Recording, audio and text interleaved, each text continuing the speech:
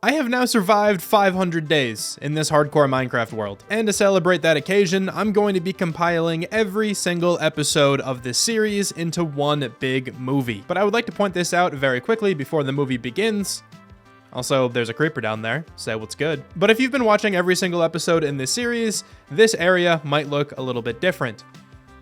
I wanted to make this into its own episode, but I just didn't have enough days left before day 500. So I just decided to do a couple simple decorations to finish up this area. I added in this pathway design throughout this whole place, and I also did a couple different interiors. Nothing too drastic, I didn't add any new buildings or anything like that. There will also be a world download link in the description down below if you would like to check this world out for yourself. I would highly recommend, if you do so, to look in the library. Look at these bookshelves, okay? They're no longer empty. That's a hint I'll give. If you clicked on this video for a little bit of background noise to like study to or something like that, just want to say you're gonna crush that exam. All right, I have faith in you. I believe in you. And also, if you clicked on this to fall asleep to, I hope you sleep well. Regardless of the reason though, thank you so much for clicking on this video. I really hope you enjoy the series. Let's begin the movie. I have survived for 1,500 days in my Season 2 hardcore world, and today is finally the day where I start over. This Season 2 world is still by far the best world I've ever had, and it was the world that allowed me to grow the most on YouTube, so obviously I am very grateful to have had this world. I will be uploading one more video on this world to give it a proper send-off and also to provide a world download link to anyone who wants it. But for now, let's get started with Season 3 of Hardcore Minecraft.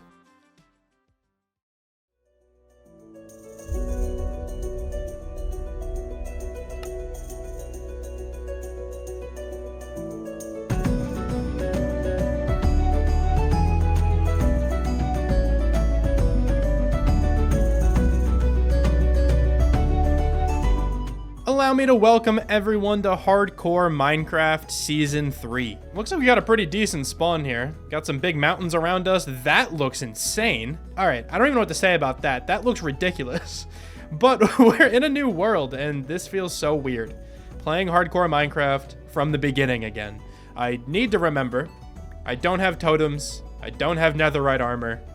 I could die really easily. I guess let's just start getting all the basic tools I need in the beginning.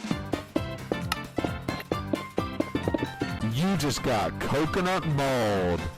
Got some basic tools and a couple other things that I'm gonna need right away. Now it's time to actually explore the spawn area. I do see some cows over there. I should probably kill them first. But it looks like we have some cool mountains nearby, which is amazing. I don't really want to move too far away from spawn. I usually run really far away because I am insanely indecisive when it comes to choosing a house location. But I wanted to make a little challenge for myself to live near spawn. And this seed actually is gonna allow me to do that, I think, pretty easily because this area already looks sick. Like, look at this mountain over here, man. I really hope there's a plains or something over there, or just some other biome that I can use the build in, where that's in the backdrop, because that looks insane. So does this over here. All right, we got some options. Also got some nice early game iron, so we can make a shield, which is huge. I'm not gonna make one right away, but when I go caving in this episode, I can make a shield and hopefully not die. I also went ahead and made a smoker. I feel like that pisses some people off. But you know what? They're not hard to make and they cook food like really fast. I think it's worth it. While I'm just running around here though, let me talk about the goals I have for this episode. The first goal and the main goal is to build a starter house. I feel like that's just a pretty simple goal to have in the first episode of a new Minecraft series. My next goal then is to get a full set of iron armor, which really shouldn't be difficult to do, and it'll definitely keep me alive a lot longer. We have 3 sheep right here. This is perfect. Thank you so much for your service. I do not have to die overnight now. There are then 2 more things that I would like to get done in this episode. That is finding diamonds and starting a renewable food source. It always feels good sleeping your first night in hardcore Minecraft, I gotta be honest. But let's get started by trying to find a house location. I'm hoping I don't have to look for too long. I feel like a future project in this world has to be me making a village on the side of this like cliff. I feel like I could do something really cool with that. And make like a whole bunch of connecting bridges and like houses that are inside the mountain. That could look really interesting. But I'm going to sail around for a little while just to see what the immediate surrounding area looks like. And then maybe we'll come back here if I can't find anything cool. Now this shipwreck could be really useful for me. Very quick way to find some iron and diamonds potentially. Also some moss, even though I found a bunch of lush caves already. No diamonds, but 11 iron's not bad. I think I've settled on a location. It's not too far away from spawn. Spawns just over this way, like 500 or so blocks, which isn't too far when you consider I can just take a boat right over there. I knew I wanted a spot where I was really close to an ocean, so I could build a dock eventually. And I think this spot works pretty well. Once I clear out these trees right here, there's gonna be a lot of open space. And this absolutely has to be the fastest I've ever found the area I plan on building. I absolutely never do this quickly. I'm gonna clear out some of this area, and then I think we're gonna do some mining, because I wanna get some better tools before I start gathering the materials for my starter house.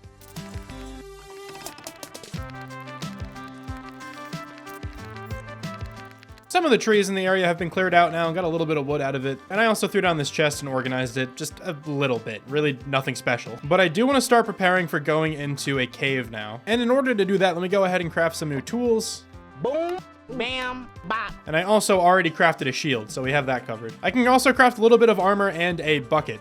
Bucket's super important, and that little bit of armor might help.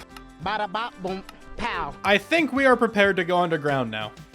Got a shield, got some new iron tools, got a whole bunch of torches, and some food. Hopefully I don't die. All right, so this cave goes really deep already, which is exactly what I want. I want to get down to the deep slate level down there. But I saw some iron up here, so let's grab this first, and then we can go all the way down to deep slate level and hopefully find some diamonds. Should I just go for it? I might just jump all the way down.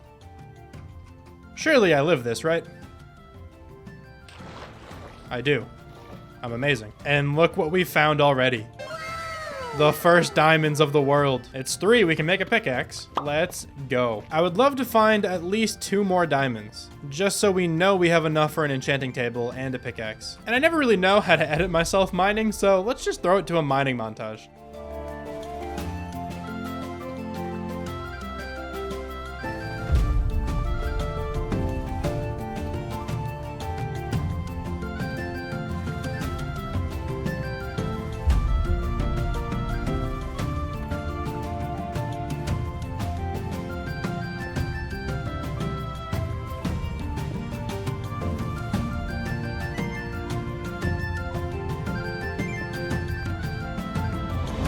That was a really successful mining trip. I really didn't get that many materials in that one session, but we did get 5 diamonds, so that's all that really matters. I'm not trying to overstay my welcome in the caves, I'll tell you that much. Before I head off to the mountains to go collect some more iron, let me get closer to finishing off my iron set of armor.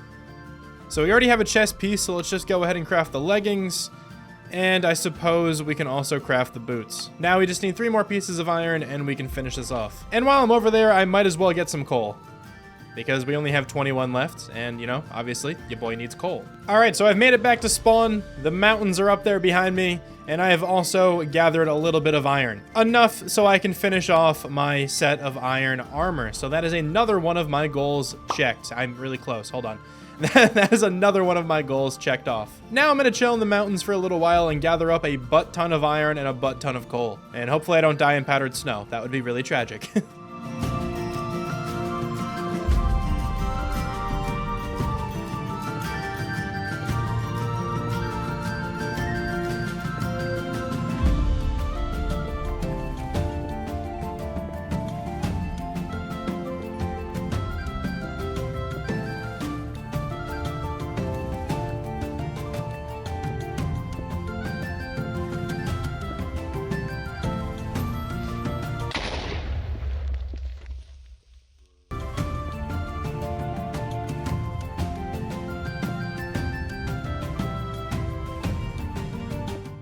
Now hopefully that mining trip can fuel my iron and my coal supply for a little while. I ended up with around 3 stacks of iron, and then probably like 4.5 stacks of coal, considering what I have in the furnaces here. It is now time, though, to gather the materials for my starter house.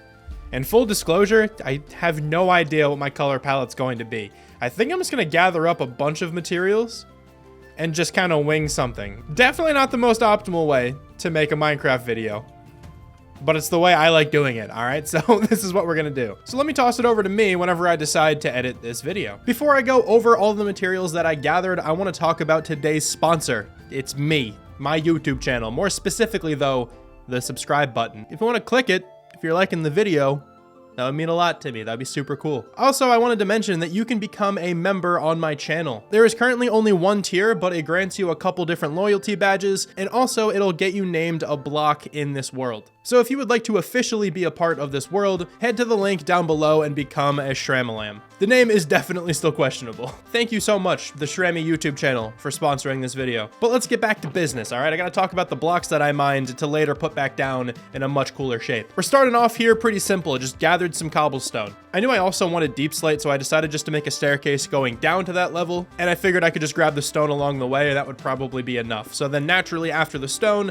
gathered up some deep slate, did this by strip mining in case I found some diamonds, which I did. Found a decent bit of diamonds in this first episode. I usually only find enough for like a diamond pickaxe, but I have enough for an enchanting table and a few other things, so that's pretty nice. After those 2 stones, I gathered up my favorite wood type in all of Minecraft, which is spruce wood. Pretty much goes well with like every other building block in this game. I just think spruce is so versatile. The best wood type in my opinion. After the spruce, we gathered up some moss. Definitely another one of my favorite building blocks in this game, just the regular block itself, and then also like the stone mossy variants you can make.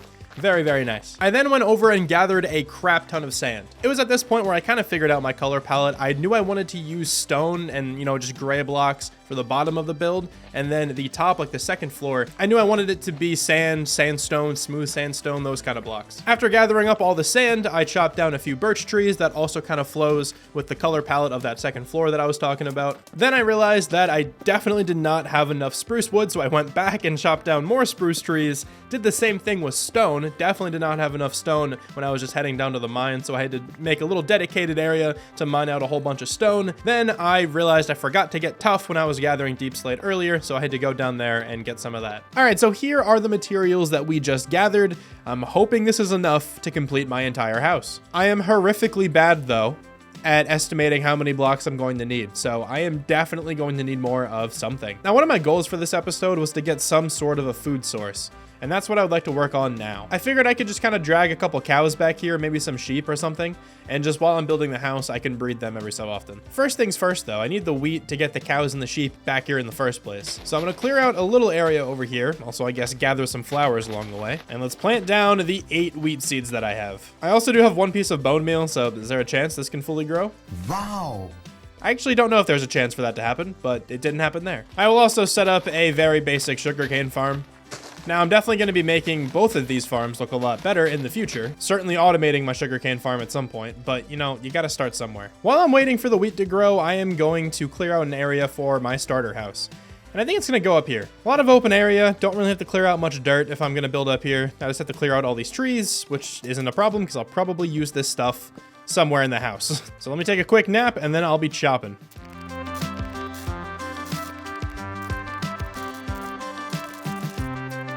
This area is nice and cleared out now. The only thing is like my mine that I was using. I might just cover this up, honestly, which will waste a lot of cobblestone stairs, but I don't really care that much. I also got this composter because I was using shears to gather all the leaves, and I can use these leaves to make some more bone meal. That gave me a whopping 11 pieces of bone meal. Massive. You know what though? That is enough to breed some animals, so I will take it. Very temporarily, I'm just gonna set up 2 pens. And we have our first volunteer right here. Get in the pen, where you will definitely not be killed. Nope, nobody tell him, please. Hey, you look like you want to reproduce. Come with me. That sheep just did a 360 and jumped off the ledge. That was sick. Get this man in FaZe Clan. All right, cow, do you have a friend? Please tell me you have a friend. You do have a friend. Let's go. Hopefully you guys are more than friends.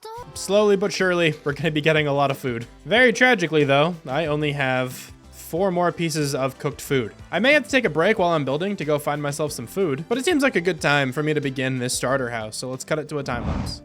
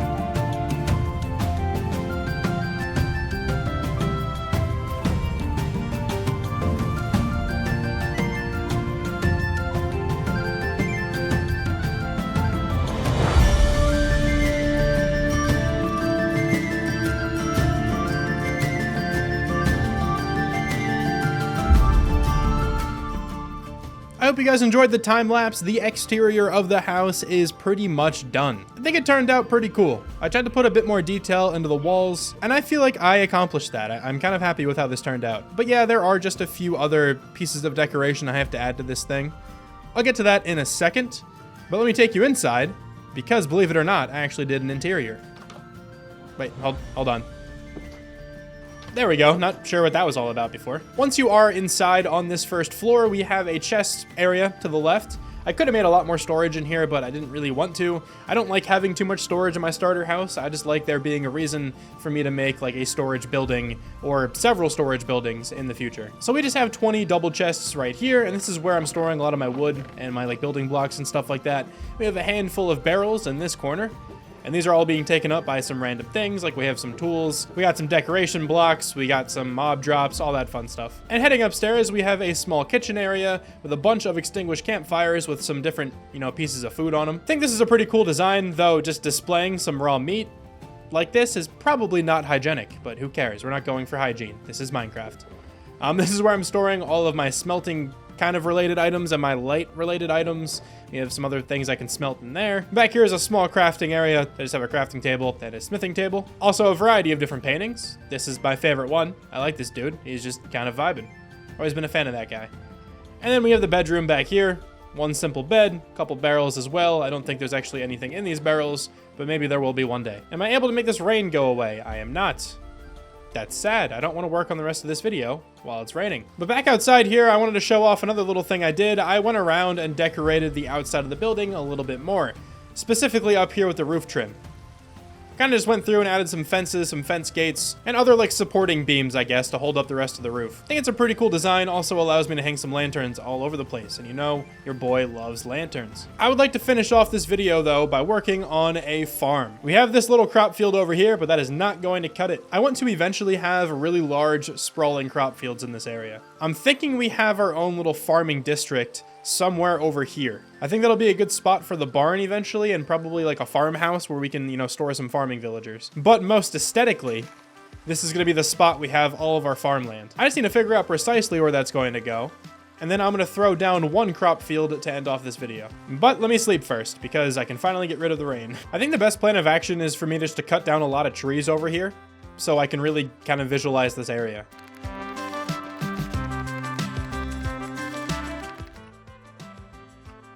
That zombie was on fire, and he dropped a baked potato.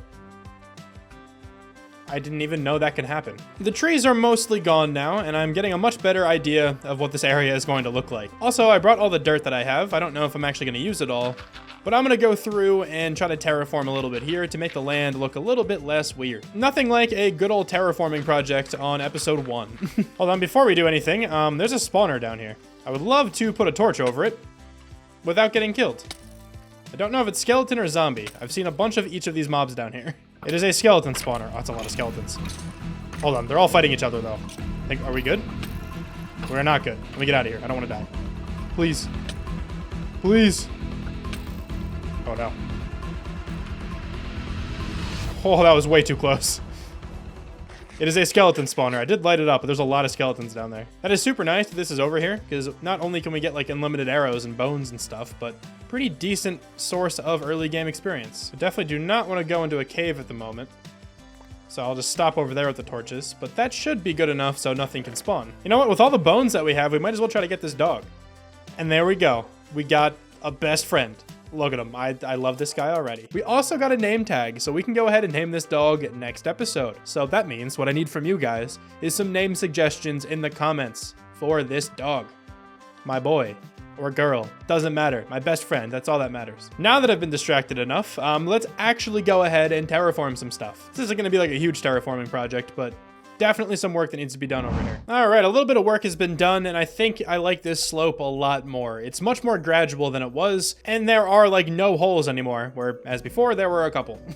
There's still a bunch of work I want to do in this area. Like this whole hill back here, I might even just eventually get rid of because I kind of think it looks bad. But that's a project for future Shram. Current Shram is going to make a new axe, chop down all of his spruce wood, and gather a bunch of spruce leaves. Got myself a ton of different building blocks along with all of the crops that I currently have and some water buckets. Now I just need a hoe and we can begin this farm. I'm gonna go around for now and just alternate this pattern. So we're just gonna have a handful of leaves and then a couple of fences connecting the leaves.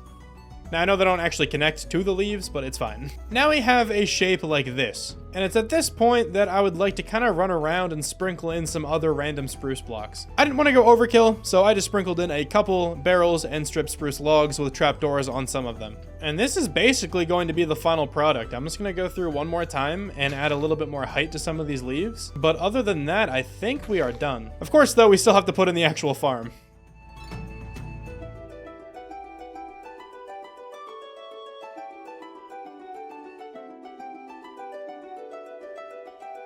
And now before I end the video, let's take a look at everything that we have built so far in this world with shaders on. Now that the starter house and the farms are finished, I can confidently check off those goals for this episode. But thank you guys so much for watching this video. I'm gonna do my best to go bigger and better for season 3.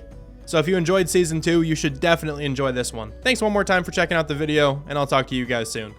Bye. Welcome back to Hardcore Minecraft Season 3. Last episode, we made this brand new world and I built up the starter house. Now, the starter house might be a little bit overkill, probably could have gone smaller, but I like how it looks. And today I would like to make my primary focus enchanting. And that kind of brings up another goal I have for myself in this world. Now, typically I would just throw the enchanting setup in the attic of my starter house, but I want to treat this world a little bit differently. I want to have a build for literally everything. So even if it's just a basic enchanting setup, I want to have an entire build around it. So my idea for the moment is that we make some sort of like library thing with a nice tower attached to it. The tower can be for the enchanting setup, and then the library could kind of just be like our trading hall for some librarian villagers one day. I think that would add to the area pretty nicely, and I think I have a pretty cool design in mind. Before we get started on any of that though, last time I asked you guys to name this dog. Now, we don't have any actual name tags.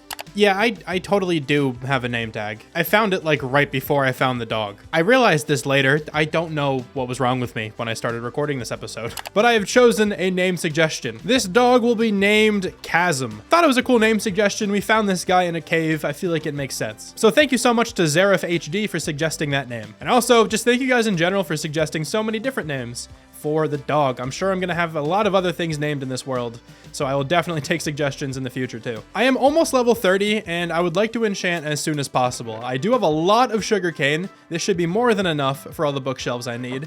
I just kind of need some leather. I wonder where I'm gonna get all that from.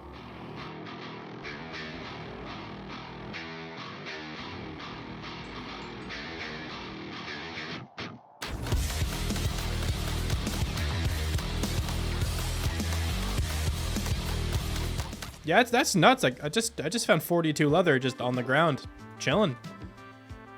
That's so convenient. I was also running like dangerously low on food, so this stack and 11 beef should keep me alive for a pretty long time. But let's craft up all the paper and all of the books we are going to need, plus a lot more actually. Now I just need some wood and we can make 19 bookshelves. I actually need some books back, so let me break one of these bookshelves. I was able to find 8 diamonds last episode, so of course 2 of those are going to go to the enchanting table, 3 of those are going to go to a pickaxe, and then we have 3 remaining. I might just make an axe. That'll make my life a lot easier because I use a lot of wood in my builds, and we could potentially even enchant that today too. But we need to make a pickaxe first to get some obsidian, of course. It always feels really nice making the first diamond pickaxe on a new world. But I'm gonna go ahead and make the diamond axe as well. We can get rid of some of this iron stuff. And let me go venture off and see if I can find a lava pool anywhere above ground. I really don't want to have to go underground. So I ran around that plains biome that's like just over here, and I didn't find any surface lava. That would have made things really easy, but it's all good. I think I'm just gonna sail around a little while and see if I can find an abandoned nether portal underground.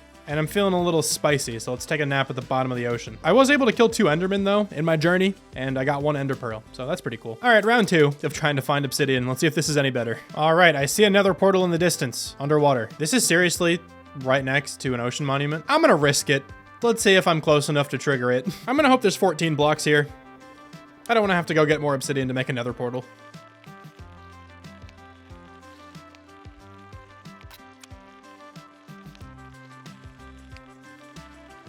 And now with that obsidian, we can make an enchanting table. We have all the necessary materials now to enchant my pickaxe with a level 30 enchant. All we have to do is just get to level 30, which shouldn't actually take that long. Hopefully just breeding up these cows is enough. It was like almost perfectly enough.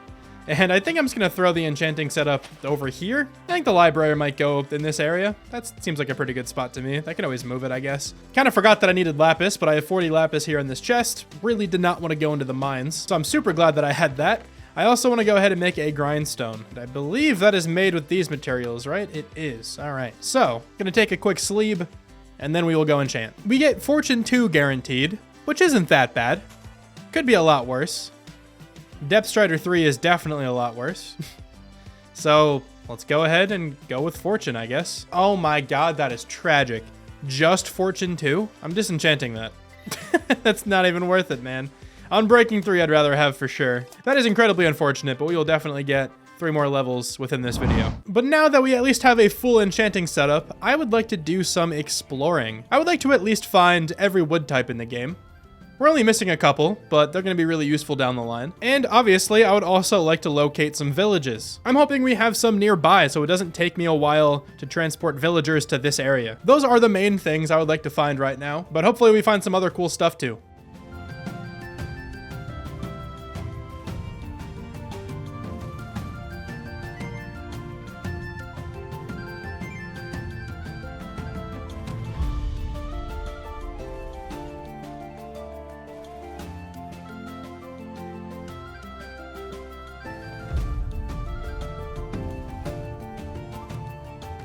All right, let's go. We got ourselves a village, the first village of this world. Not too far away either, and it looks like this is mostly connected by water.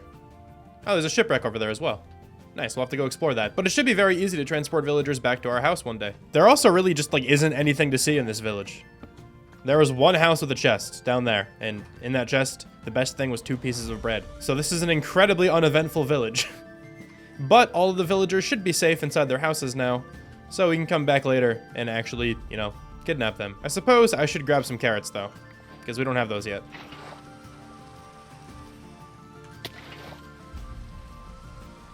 Best water bucket clutch I've ever done, that's for sure. Oh yeah, dude, look at this path block up here.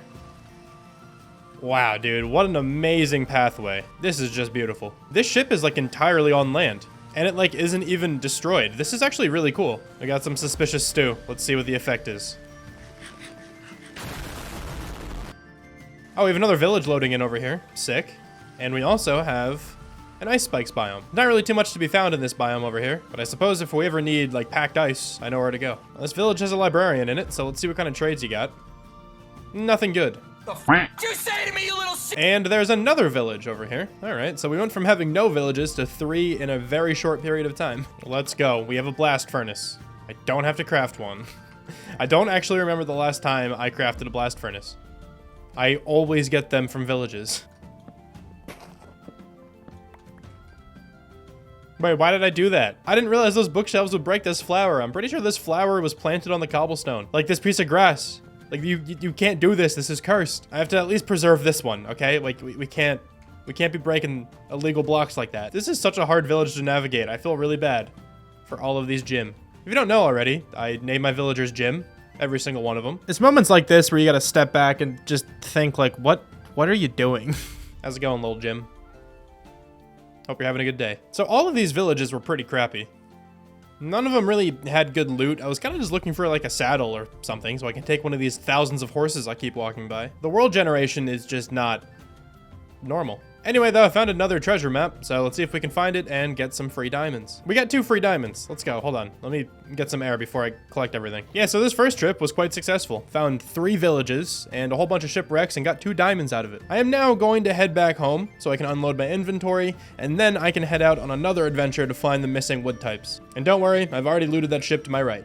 Dude, I can't believe I forgot that I have a name tag. We can actually name this dog. I don't know how I forgot that. All right, the dog is now actually named Chasm. I am an idiot sometimes, I swear. While I was clearing out my inventory, I noticed that I have 6 of the coast armor trims. So I'm gonna grab 4 of those and we're gonna throw them on my iron armor right now. You know, I do really wish that I had some amethyst but I think gold might look pretty nice. And now let's throw that back on, and we look amazing. Now these 2 diamonds that we found, I'm going to use to make a diamond sword. Mainly just because I want to check what my sword enchant's going to be. Unbreaking 3. Okay, I was going to say if that was looting, I'd probably do that next. Anyway though, let's set sail again.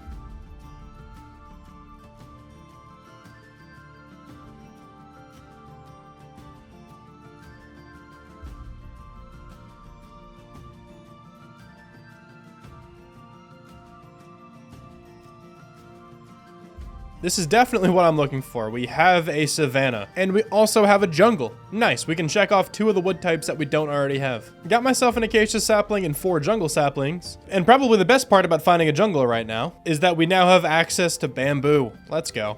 This is a great time. Oh, let's go. There's also a Badlands biome over here. I actually might use some clay and some like red sand and stuff for the build today. So this is really useful to have over here. Now, please just give me a mangrove swamp and we will be chilling. Oh, wait, is this a desert temple right next to a village? I haven't been in a desert in a while. I think in my last world, I honestly don't even know if I found a desert. I have a weirdly hard time finding deserts. I don't really know why. I don't think they're that rare, but I hardly ever find them. But this is a desert temple directly next to a village. We got some new armor trims. That's cool to see. Curse of Binding, don't need that. I honestly don't even want the quick charge. We got a saddle, which is really nice. Not really the greatest loot in the bottom here, but got a couple saddles, so I'll take those. What happened here? Oh, that's so sad. How did those rabbits die? Oh, you know what? I should take all of the path block here. That would save me a lot of time, probably. Wait, hold that thought about the path block. We have a camel. And I think another rabbit just died. Do cats kill rabbits? Oh, God. Too many things happening right now. Let me try to get this camel guy on my side. Look at him go. I suppose we need a name suggestion for the camel now. So if you guys would like to provide some names for my new friend, please do so in the comments, and I will pick one next time. Though this just means...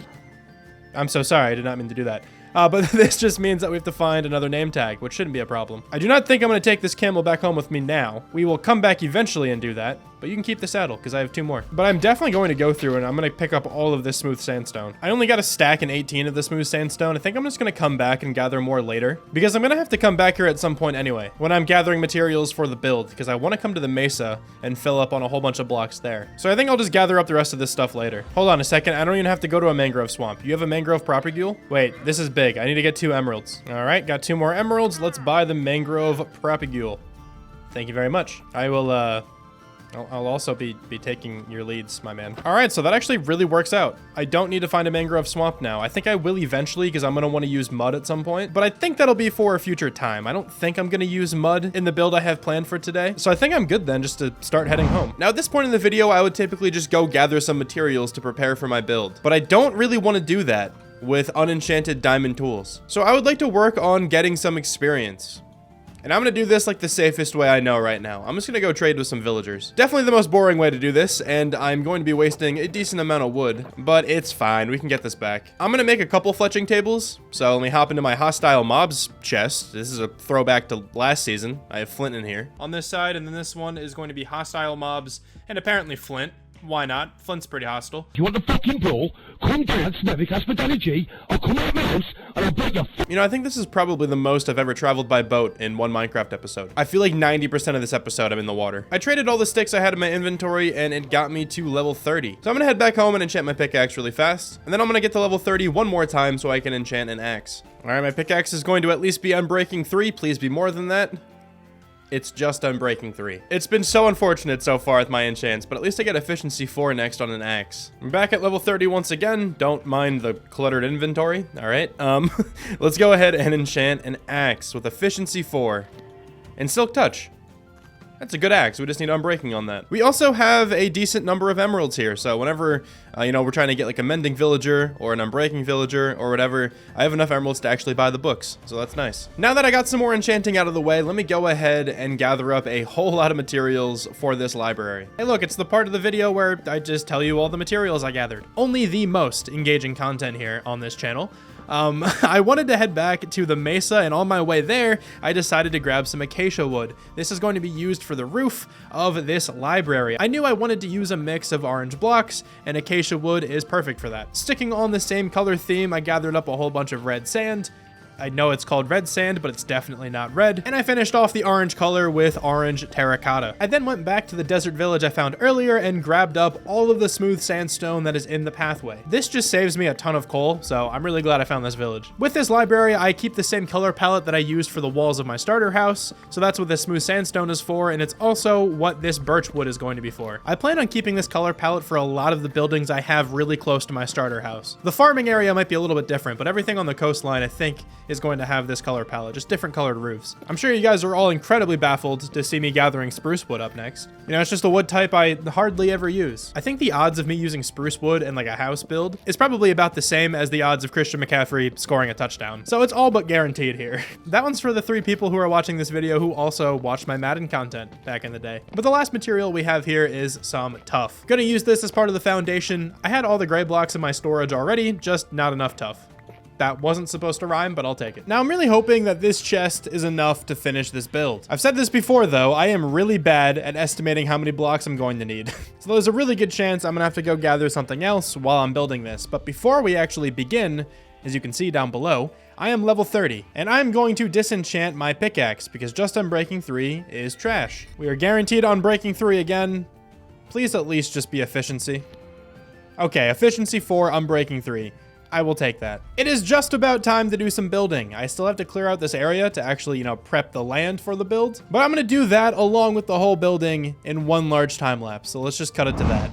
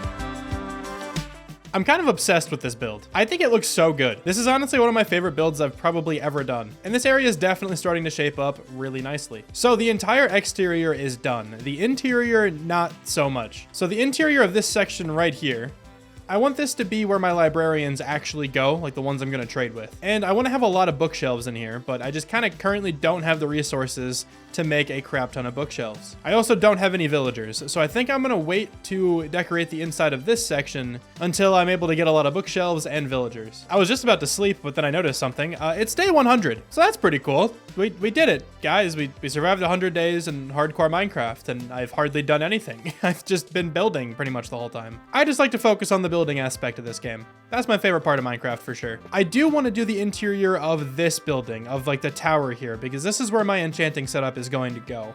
I started working on the floor. I want to go for this like fog effect. I think it's going to look really nice. I just need to get a little bit more glass. The way that it's currently set up is I just only have red glass here. It's one layer of red glass, a layer of air, and then a layer of red glass, layer of air, just alternating that. And it does make a cool fog effect, but just the first layer here doesn't look great. So what I'm going to do instead is I'm going to put another layer of glass in between the red layers, but it's going to be purple glass. I set up this little automatic like bone meal converter thing too, just to get a little bit of easy bone meal from all the seeds I'm going to get from here. Let me not forget to replant what I just harvested a second ago. But with this bone meal, I should be able to get a lot more red dye, and I can combine it with the little bit of blue dye that I have. And hopefully that's enough purple to get all the glass I need. We now have 28 purple dye. Should be enough to get a lot of purple stained glass. Nearly 2 stacks, which is not going to be enough to finish this whole thing, but it's at least enough to give me an idea of if this is going to work or not. It looks a little bit weird here in the walls still. Like this first layer of tuff right here looks kind of funny. But looking down, it looks sick. Maybe I should have replaced this layer of tuff with like red concrete or something. I don't know. I'm not sure what to do with this, but I'm gonna do a couple layers of this purple, and my goal is to not be able to see that torch at the bottom. I want the torch there because I think you need light down there, but I just don't want to actually see the block. I have run out of purple stained glass and I have no more sand. So let me go break an iron shovel. Turns out we also have a boat cow now. That's cool, I guess. He could just come on the journey.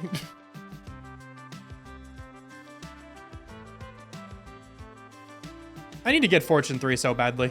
I have like no iron and coal anymore. I think that'll be a next episode thing. But while all that stuff is smelting, I'm just gonna harvest my whole field. I think I need to do something about the living conditions of my animals, because this seems pretty inhumane. I'm sure they're okay to hold off for just one more episode. I think they're fine. I am back up to level 30 again, though. I guess I could see what I can get on a sword. I forgot what the guaranteed enchantment is, but if it's not good, maybe I just hold off. Sweeping Edge 3 is not bad, actually. Breaking 3 on a bow is not too bad either. I think I'm gonna worry about the bow next time, because we have that skeleton spawner down there. I want to convert that into an XP farm soon. And once I do that, I could probably get a pretty good bow. I'll do my sword. Just Sweeping Edge 3. Dude, my enchants so far have been horrible. I'm just going to disenchant that right away. What's my next one?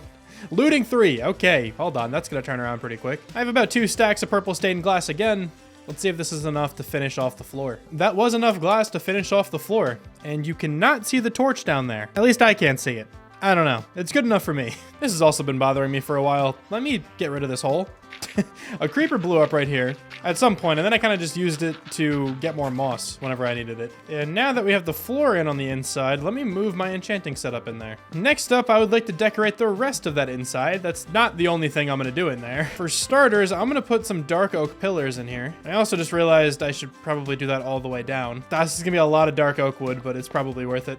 All right, now that we have these pillars in, I think I'm going to go through and throw in some spruce bits to act as some shelving and whatnot. Like, we can definitely have a bunch of barrels chilling around. Let's hold them up with some trapdoors and probably some slabs. I want to add some greenery in here for sure, but first let me throw in the ceiling for that first floor. All right, watch this. I'm going to jump through this hole and put the slab exactly in this spot. Are you ready? This is going to be so cool. I think it would actually look better if I take the outer trim of the ceiling away and replace it with the stripped dark oak logs. I think it frames out the room a little bit better and will also allow me to add some lanterns. And speaking of lanterns, let me throw a couple of those down and get rid of all these torches. All right, I don't think it's looking too bad in here. I think it just needs some green. First, though, let me sleep, because I do not want to get blown up by a creeper. I don't think this is looking too bad. I kind of just want to add a few more bookshelves, probably. I just don't really have those resources at the moment, but I could make some empty ones. Also, have you escaped? Wait, hold on. How are you guys escaping? Is there just too many of you that you're getting, like, pushed out? Or maybe you're getting pushed up and then you can walk out. I don't know, but you guys have figured it out. You could go. I got 10 of these chiseled bookshelves. I could probably throw some around the actual enchanting setup. Did not break that with Silk Touch. Oh, that's annoying. Hold on, is this still level 30? It is, cool. Might as well reuse those books, I suppose, and actually put them in here. Yeah, that looks cool. I don't think I can actually add any more, though, in place of the current bookshelves, but I can add some extra ones. I added them all around, I just don't really have the materials to make all the books. I mean, I could kill all my cows, I guess, and grow some more sugarcane, but I'll do that later. Now that that section's done, I want to work on the top part of the tower. I kind of realized that I've just been running around for a little while, just decorating without speaking. So I'm going to finish off this interior and then I'll be back with the completed build. Here's a look at the completed library with shaders on. I said this earlier in the episode, but I'm in love with this build. I don't have too much experience building towers, so whenever I do build one, I kind of get nervous because I just don't think it's going to look good. But I think this one turned out better than my previous towers that I've built. Once I actually go ahead and get some librarian villagers to trade with, we can populate this building and decorate the rest of it. But the interior of the tower is completely done. It's not too useful past the first floor, but the rest of them still look pretty cool. But that's going to do it here for episode 2. Thank you so much for watching. I really hope you guys enjoyed, and I'll talk to you soon. Bye. I made this animal pen on like day 3 of this world, and it's still the animal pen I use to this day. Now we are past like day 100, so I think it's very much long overdue that these guys get an upgrade to their house. I mean, just like look at these living conditions, all right? Like this is not humane. I would like to build a massive farmhouse for these guys. Cows and sheep are 2 of the most important mobs in this game, so I feel like they deserve the best. But before I get to that, there are a couple things I would like to do first. One small project I would like to get done before we do anything with the animals is I would like to convert this skeleton spawner down here into an experience farm. Turns out it is under the farm right now. I had to go back and watch my first episode to see exactly where it is, but I was able to dig down right here and enter the cave. So this will be my temporary entrance. I will definitely be making a more permanent one eventually. Anyway, though, we found this in episode 1, and I would like to convert this into a very basic experience farm. And that sort of leads me into the second thing I would like to get done before we start building. I want to enchant a whole bunch of tools until I get fortune, because I really, really badly need more iron. I don't think it's quite time for me to make an iron farm, so I think just going the fortune route and going mining for a while will be good. And obviously, I should probably get closer to a full set of diamond armor. I haven't made any progress on that yet, but I'm really dripped out in this iron armor, that's for sure. But quickly, before I get started on the skeleton farm, I would like to introduce everybody to the YouTube member Barrel right here.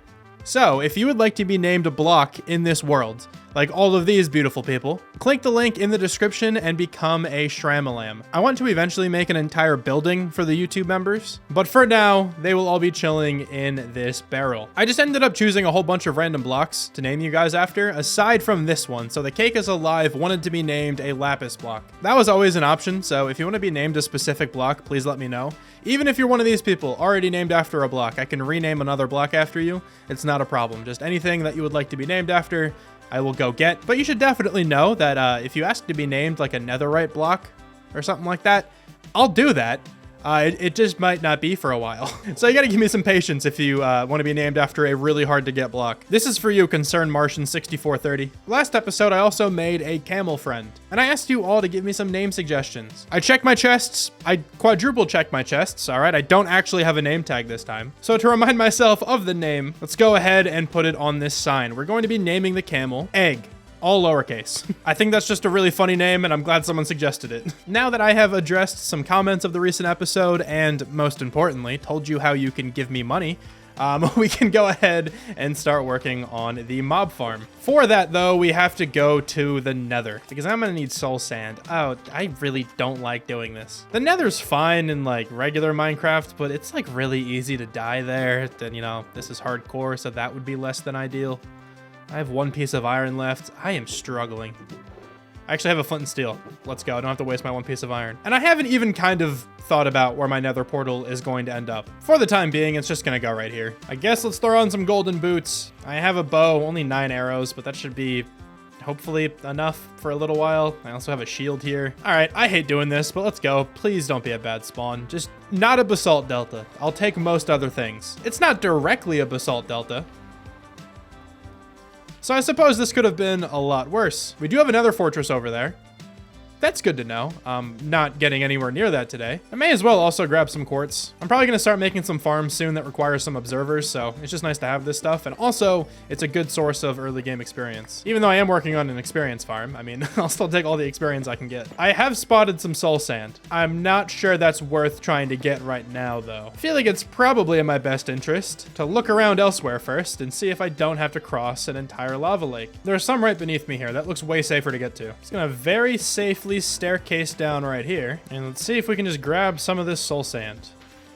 Don't think I need much. Pretty sure I just need 1, but I just want to grab a little bit more just to be safe. We have 8. Also managed to get about 2 stacks of nether quartz, and we are at level 28. So I'm just gonna stay in here until I can get to level 30, and then we'll leave. I'm level 30 now, so I am absolutely getting out of here. And now let's head into the enchanting library we built last time. And let me enchant my sword, because we get guaranteed looting 3. Looting 3, smite 5, knockback 2. I think I'd prefer sharpness over smite, but still, that's a really good sword to get right away. I should now have everything that I need to make this skeleton farm, so let's cut it away to a quick time lapse.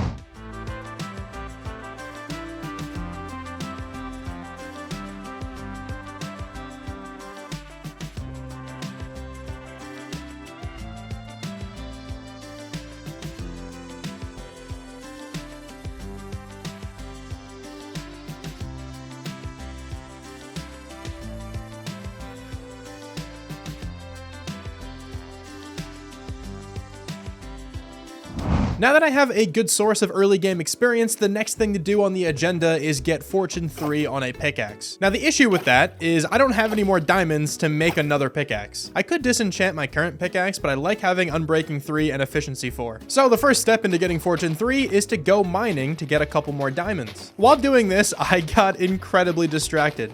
I wanted to make a really small mining building because one of my main goals for this series is to have a build for everything. So that includes just a normal strip mine. I wanted to limit myself with this build to only using blocks that I already have. Kind of wanted to impose a challenge to make myself build smaller, but I ran into a bit of an obstacle while building this thing. But I'm getting a little bit ahead of myself. So to begin, I found this little cliffside. Don't even really think you can call it a cliffside. Definitely way more of just a small hill. Regardless though, I found this spot and I wanted to make this build going into the hill. I started off just making this tiny building using the same materials I used for my starter house, just in a much smaller version. We still have the stone foundation, and then I'm using a combination of birch, sand, and sandstone for the walls, and then we're going to be using a spruce roof. So actually it is changed up a little bit from the deep slate on the starter house. I ran into the problem when I started making the roof. When I tried to connect it up to the hill, I realized the roof was too tall. And I thought this building would look kind of dumb if I made it a smaller roof, and I didn't want to just bolster up the hill in the back. I feel like that would also look kind of weird. So my solution was to put a much larger building on top of the hill and just use the part that I was building as the entrance to the whole thing. Gotta be honest, I have no actual plans for the inside of the extra part of the building I'm making. No idea what I want to put there. So if you guys have any suggestions of what I should put there, please let me know in the comments. This was actually a really nice distraction because I've been pretty used to making all my builds fairly planned out. Not as much as most Minecraft YouTubers, I'm sure, but I normally have a really solid idea of what exactly I'm going to build and when I'm going to build that thing in my videos. This was entirely out of left field. I did not expect to do this at all, but it's the little things like this that, kind of just make me realize why I fell in love with this game in the first place. Once I had the building up though, I was able to actually make it useful by making a water elevator all the way down to Y-59. I mined around a little bit down there until I stumbled across some diamonds. I made sure to only gather 3 of the diamonds, and I planned on coming back once I got Fortune 3. And thanks to the new skeleton spawner, this really did not take long at all. I was probably only there for like 20 minutes, went through a couple of enchantments until I got this Efficiency 4 Fortune 3 pickaxe, which is perfect because I can combine it with my current pickaxe to end up with an Efficiency 5, Fortune 3, and Unbreaking 3 pickaxe. So at long last, Fortune 3 is acquired. Now with this incredibly good diamond pickaxe, I'm going to hit the mines once again. I'm going to start by gathering these 2 diamonds we just found, and hopefully it gives me more than 2 diamonds. It gave us 6. Oh, that's so good. I love Fortune 3. And now I'm going to set a timer for half an hour, and I'm going to see how many diamonds I can find in that time. So let's start the timer in 3, 2, 1.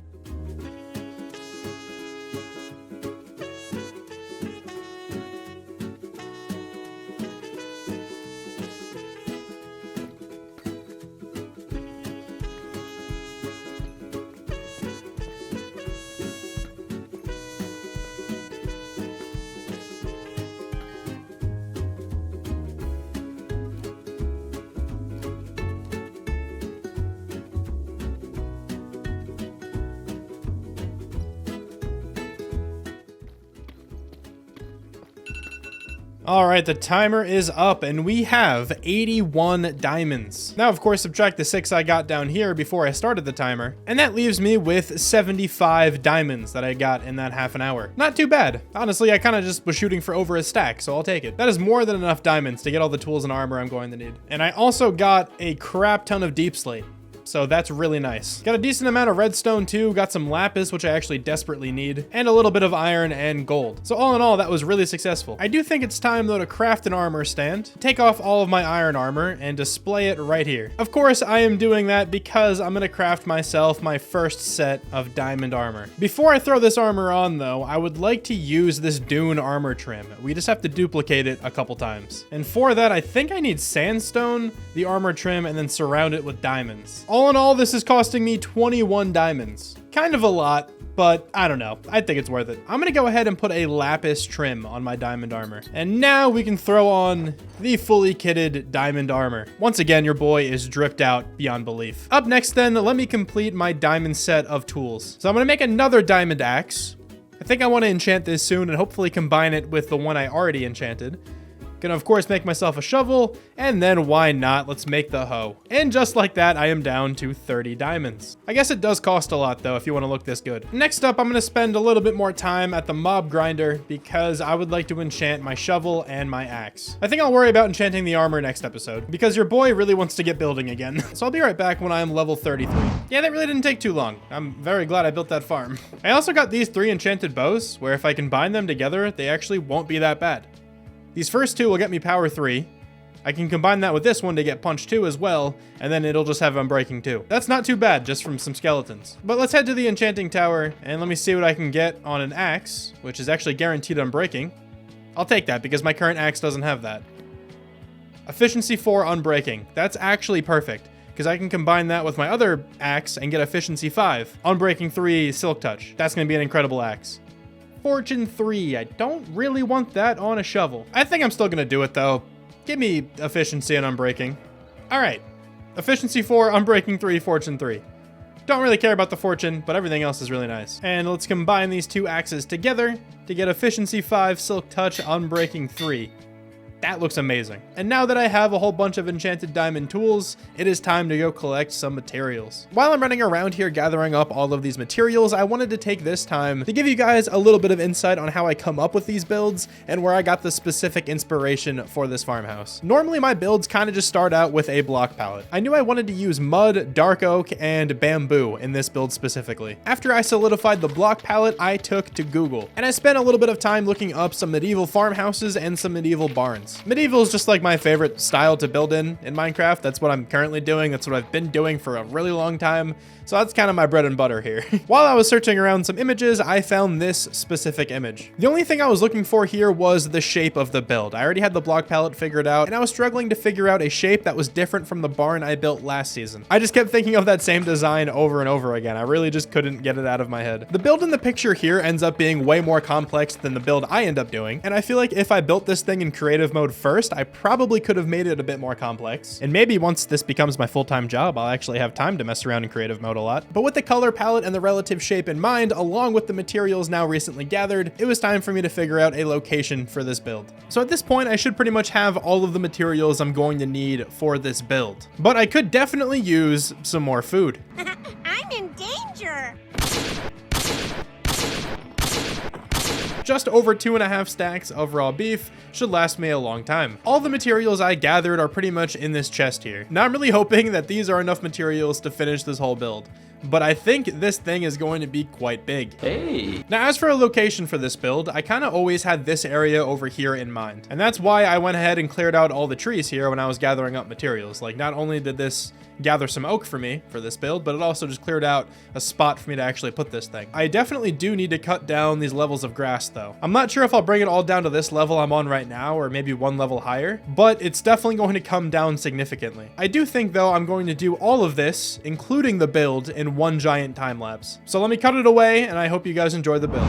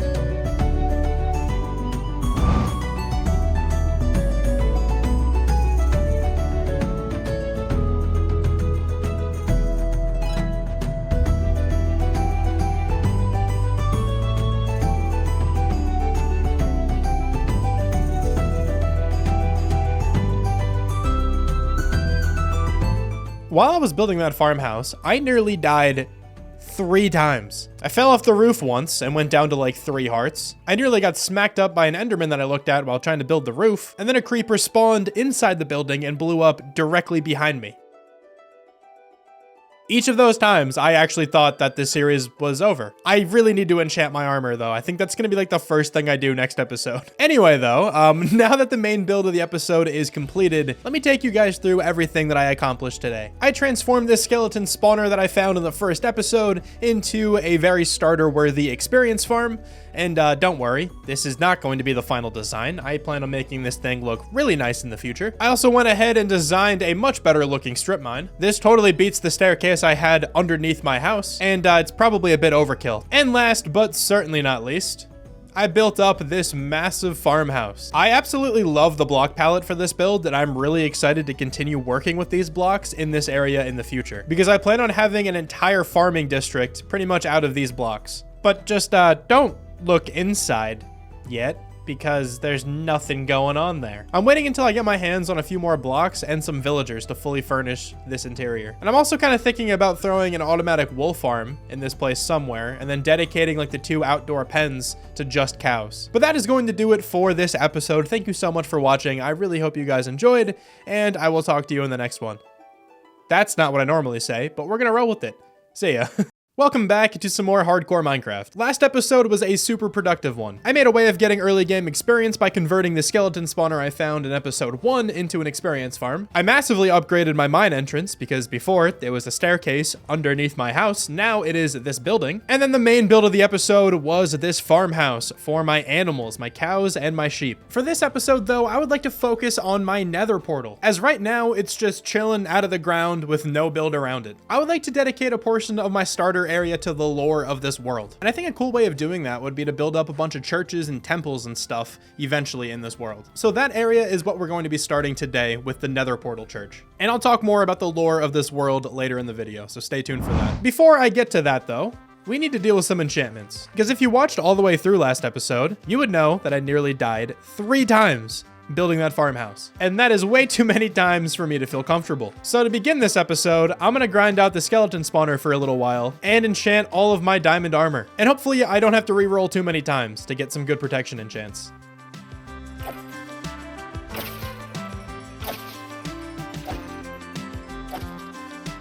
That really did not take all that long, and now we have some really good armor. So we got Unbreaking 3, Protection 4, Respiration 3 on the helmet. We have Protection 4, Unbreaking 3 on the chest piece, Blast Protection 4, Unbreaking 3 on the leggings, and then Unbreaking 3, Protection 4, and Depth Strider 3 on the boots. We are still missing some enchantments, but for the most part, we are good. I'm also fairly certain you're not supposed to have protection on everything. I think you're supposed to have 1 piece of armor without regular protection on it. Because I'm pretty sure if you have 4 pieces with protection, one of the protections isn't doing anything. I could definitely be wrong, but I just remember hearing that. I don't know. That's why I went blast protection on my leggings. Now, this is not all I want to get done with enchantments in this episode, though. Because next up, I would like to try to get a mending villager. So let me clean out my inventory a little bit, and then we'll head off to a village. Thankfully, I've already done some villager trading, so we have a stack and 40 emeralds to spend right now. I'm heading off to the village now, and I have 2 lecterns, along with a couple more books to make some more if needed. Obviously, though, I want to keep some of the books that I have so I can actually, you know, buy some enchanted books. But just in case I get some really good enchants before I get mending, I should have enough stuff to make a couple more lecterns. All right, Jim, it's just going to be me and you for a little while. Please don't make this more painful than it has to be. Oh my, wait, there, what? What?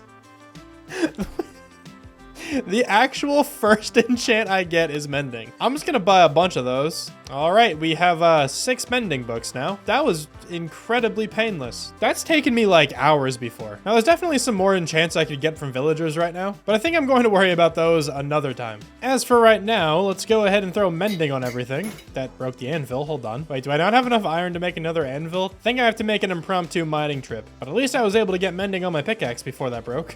Yeah, so let me head back towards spawn where all those big mountains are, and I'm gonna spend a little bit of time in there gathering up a whole lot of iron.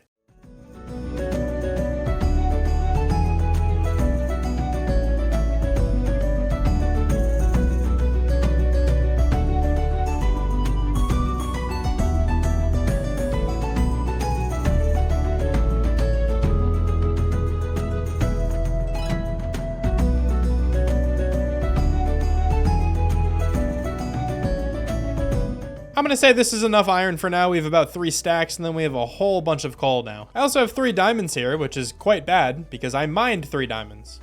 With fortune 3, should have given me way more than 3. I'm pissed. And I'm not gonna lie, I have no idea if I'm going the right way, but we're just gonna vibe.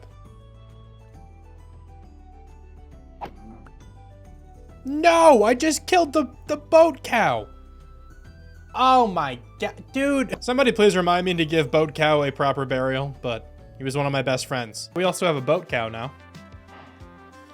That's cool, I guess. He could just come on the journey. And now he's gone. He was taken away way too soon. Hold on, boat cow deserves some flowers. There you go. Rest easy, my friend. And now we have another anvil. So now let me finally throw mending on everything else. I suppose I'll also do a couple pieces of armor. I'll do my chest piece and my leggings. Now we can finally heal up the rest of our tools without having to use diamonds, which I'm going to go do right now. It always feels really good whenever you fully heal up your tools with mending for the first time. But now that we have fresh tools once again, I kind of want to start building. I'm not going to start with the main build of the episode just yet. Instead, I'm going to do a little bit of interior decoration. Because if you saw last episode, I built this farmhouse for the cows and the sheep. The outside looks amazing, in my opinion, but the inside, that looks terrible. And I did make it a goal for this series to completely finish every build that I do. My last hardcore world had a bunch of just empty buildings, and I don't want this one to turn out the same way. Now, this section of the library is also completely empty, but I don't really want to finish that right now. I kind of want to wait until I get some villagers over here first, which I'm kind of thinking will be next episode. I feel like we should really get started on that. For right now, though, let me grab some bone meal and some extra bones to make a whole bunch more, and I'm gonna have to get a lot of dark oak wood, because I definitely want that to be featured on the inside as well. And I might as well strip this as I'm going.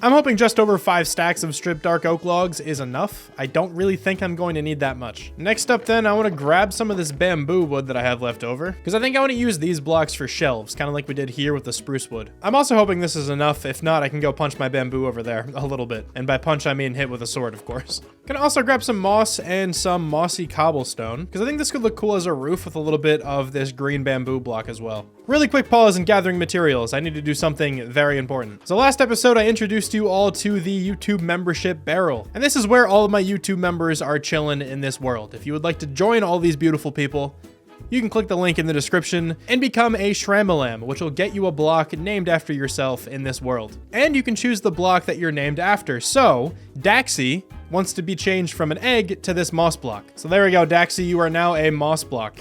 And I guess let's see if I can hatch a chicken with your egg.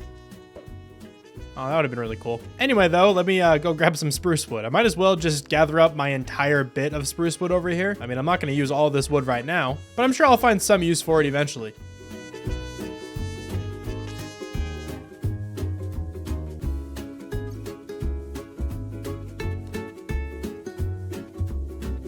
Now, as I was at the top of all of those spruce trees, I realized I missed 2 trapdoors on this build in the back. That is incredibly upsetting. Let me go fix that. All right, now it looks much better. Last couple of things I'm gonna grab here from my storage room. I'm gonna take some stone stuff and some coarse dirt for the floor of the bottom of the farmhouse. So I think I have everything I'm going to need to at least get a nice layout of what this place is gonna look like. We can come back in here with like some different decorative blocks, like some barrels and some chests and stuff. But I kind of just want to get everything in place for now. And that's gonna start with the floor.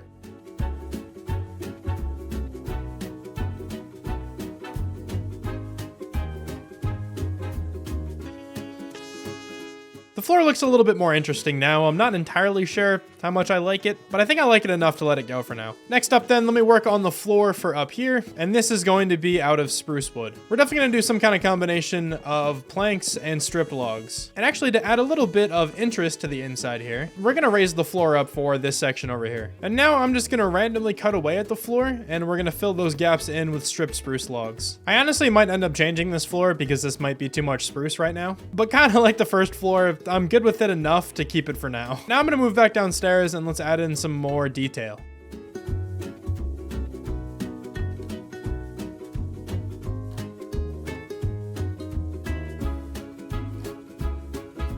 It definitely looks like a mess, but I think I have the layout that I'm comfortable with. So obviously over here, this is going to be where the cows can come inside if they want to. Don't really know how much more decoration I'm going to do in here because we're probably going to have a lot of cows in this area.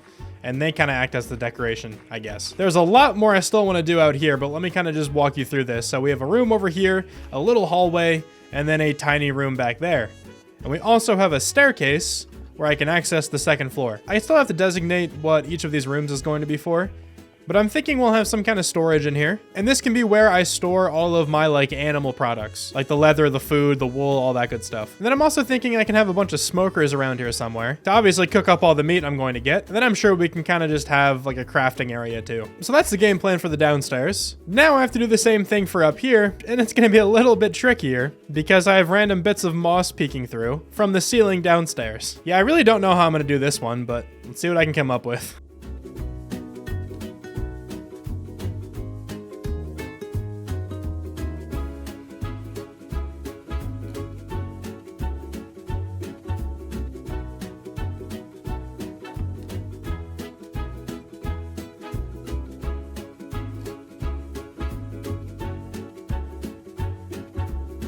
That took an annoyingly long amount of time. I have no idea if that time lapse is even gonna kind of look decent, because time lapsing inside is really weird. So I may end up cutting the time lapse entirely and just like stitching together a little montage of me building. I don't know. But let me take you through what I just did. This took like all of my brain power to figure out how to divvy up this room, and I'm still not even really that happy with it. But I think it's the best I can come up with. I'm gonna have to get some kind of carpet design to cover this up, but that shouldn't really be a problem. We have this long hallway when you first walk in that leads into another hallway, a little bit wider though, and then into one big back room, which is also connected up to the other side. But there are 2 more rooms over here, and then this is also the staircase to get downstairs, which I actually had to change. I had to make it a little bit skinnier because when it was 2 blocks wide, it was really awkward here in this room. And this room was giving me the most amount of trouble because it was really hard to get like kind of symmetrical. So what I decided to do is have this little like jut out bit over here. I think it kind of fits. I don't know, man. I still don't know if I'm totally in love with up here on the inside. I'm really not great at interior decoration, I gotta be honest. Because every time I look at this, I just keep seeing symmetrical issues, and I don't think it's ever gonna be great because this block should be like right there to make the roof fit, but I don't know, man. I probably will still toy around with this a little bit, but at least I have the layout. I wanted to do my best to transform this interior into a bunch of different rooms, and I think I accomplished that. Now I need to actually put some decorative blocks in here, but I think that's a job for me tomorrow. Because currently, I'm very tired. I've been recording the last couple of hours, and I also work today, so your boy needs to go to bed. It's the next day, and I have a whole bunch of different decorative blocks in my inventory. Also some junk. I don't think I actually need this glass or these 2 empty buckets, but I don't feel like going back to my house right now to put those away. I wanted to use scaffolding for tables down here, but since I used those for the windows as well, I don't really think I can get away with that. So instead down here, let's get a mix of bamboo trapdoors and bamboo slabs. And I can go through here every so often throwing in some shelves. Kind of just randomly throwing these down. I'm not going in any kind of pattern. I feel like it looks better this way. And then on top of these shelves, we can throw some actual chests for some storage. Of course, and some barrels. Love me a good barrel. It's super simple, but I think this works really well for this section of the building. Now moving over here, I actually want to craft up some smokers. Am I able to do that? I do not think I have the necessary materials. Hold on a second. All right, I have all the furnaces and the smokers that I think I'm going to need. Dude, and these mobs are getting so annoying. All right, let me turn that down. Oh my God, that was long overdue. I really never know how to design like a furnace area, but I think this looks cool. We have some barrels up top to store some fuel and maybe some stuff that we can actually cook. And then we have a whole bunch of furnaces and smokers also in the ground right here. I think like a stack of wood could look cool over here. I feel like it could sort of be like fuel for these furnaces. I think that's a pretty cool idea. Of course, let's just chuck a couple chests and stuff on here. That always looks good. And let's strip a couple of these. And I forgot another block. I want campfires. Hold on. With these campfires then, I'm also gonna throw in some oak wood. I think that'll look pretty nice. And then we have a little log pile. Man, I'm so bad at doing interiors. Oh my God. I just do the same things over and over again. I cannot help it. And one of those things, my favorite thing to do is probably a composter with some leaves. Oh yeah, just the best. Also got some glowberry action, so let's throw some of these down. I really want a spore blossom. Maybe I'll come across one of those one day. I think I'm just gonna continue the storage in here. I have no idea what to use this room for, man. Let's make this storage like hay bales. Sure, man. And 2 chests for good measure.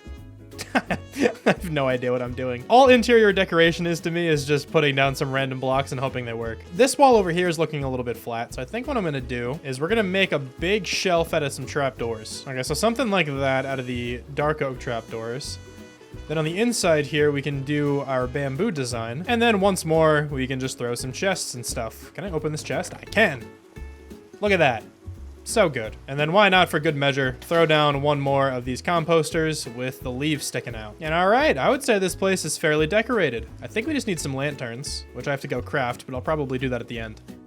And then the final thing I want to decorate is the area where the cows are actually going to be. So I'm really liking the bamboo accents in here, so I'm going to stick with that. We're going to get some bamboo fences and then some bamboo fence gates. And I think we do something like that, maybe a stair in the middle there. That looks pretty cool. And then while I'm in here, I'm just going to kind of sprinkle in some leaves every so often. I don't really want to go too overboard decorating the inside here, but what I thought could be interesting is like maybe a little like trough or something for them to drink out of. I don't know, man. Did cows even do this? I've never been to a farm. Don't even know if trough is the right word.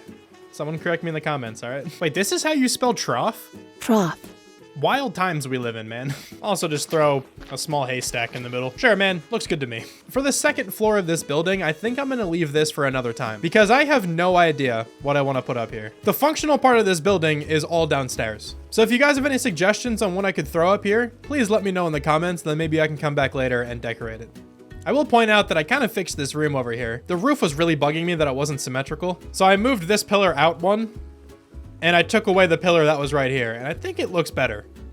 I don't know, this room's still really tough, but I do think it's a slight improvement. Anyway though, let's shift focus to the main build for this episode. First things first, we need to find a spot to actually put this church, and I'm thinking it can go over here. This is where I was gathering my mud last episode, and it's not too far away from the starter house and the rest of the area. My tentative plan is to eventually also have an iron farm over here, and then this can kind of be the area of like all the ancient buildings and like the ruins that are left. I think it's gonna be pretty sick, and once we link it up to the area, it's gonna fit in really well. Now that we have the location set in stone, let me try to figure out a color palette. Also, I slightly modified the house and the library. So for the library, I put this little top piece on the roof with some red sandstone walls and some spruce fence gates connecting them. And then for the starter house, I changed the trim from cobbled deep slate to spruce wood. I did both of these things to make it so the roofs are pretty much the same, they just have different colors in the middle. I think the builds now fit together a little bit better. And once we get a few more buildings in this build style, everything's gonna come together really well. I'm thinking for this church build, we get a nice gradient going from tough into andesite, and then finally into diorite. These two might be a little weird to blend, but they do work. Because with the diorite, there's a lot of gray in here. So that kind of matches well with the andesite. Then all I kind of would have to do, I think, is add some glow lichen, which I definitely don't have. Let me see if I can find some really quick so I can show this off in an example. I found a piece of glow lichen, so if I throw that on there, that's gonna blend in a little bit better too. Because, I mean, it's not really gray, but it works. This will be like the main gradient here, right? But each of these levels here, I can probably texture up a little bit more. So at the tough level, all the way at the bottom, we can definitely have some mossy cobble and some moss kind of overgrown down there. That'll look really cool. And then here at the diorite level, we can definitely have some regular cobblestone and then also some smooth stone. And then up here with the diorite, we can have some white concrete powder and maybe some birch logs. And then of course, with the concrete powder, we can also make it into just regular concrete. As for the roof, then I'm thinking about using some copper. Just in the different forms, right? We have to wait for this stuff to actually oxidize down. We have some of these materials, but most of them we do not have enough of. So I'm gonna go ahead and gather up a whole bunch of stuff. Gotta say, man, this video is taking a lot longer to complete than I thought it was going to. I also got distracted part of the way through, and I decided to start recording another video. So I'm sorry that this has taken so long to come out. It's like a month in the making. But here I am collecting up the materials for this church. I started off by gathering up a whole lot of copper. This is a block I don't really build with enough. I really like what copper looks like. I could just never really implement it into any of my builds. The different forms of copper form a super nice natural gradient. So that was the plan here, using these blocks for the roof. Then I went ahead and gathered up one of the main building blocks for the walls, and that is diorite. Another block I don't really use that much of. I'm trying to go out of my comfort zone a little bit when it comes to building on this world. Kind of started that last episode with the bamboo for the roof of the farmhouse, and I'm continuing it here, and I plan on continuing doing that for a bunch of builds in this world. After diorite, I shifted focus to its gray cousin andesite. I'd say I use this block a moderate amount. Whenever I try to build with gray blocks, I will sometimes incorporate this. I wanted to then gather up some gravel, but I realized that my shovel has Fortune 3 on it, which means I can't actually get gravel, I will only get flint. So I went ahead then and enchanted another shovel to get one that didn't have Fortune, and I also got caught up enchanting a little bit, and I got a silk touch pickaxe as well. After the enchanting session though, I gathered up some gravel and some sand to craft up all the white concrete powder I'm going to need. With the newly acquired silk touch pickaxe, I gathered up a bunch of regular stone.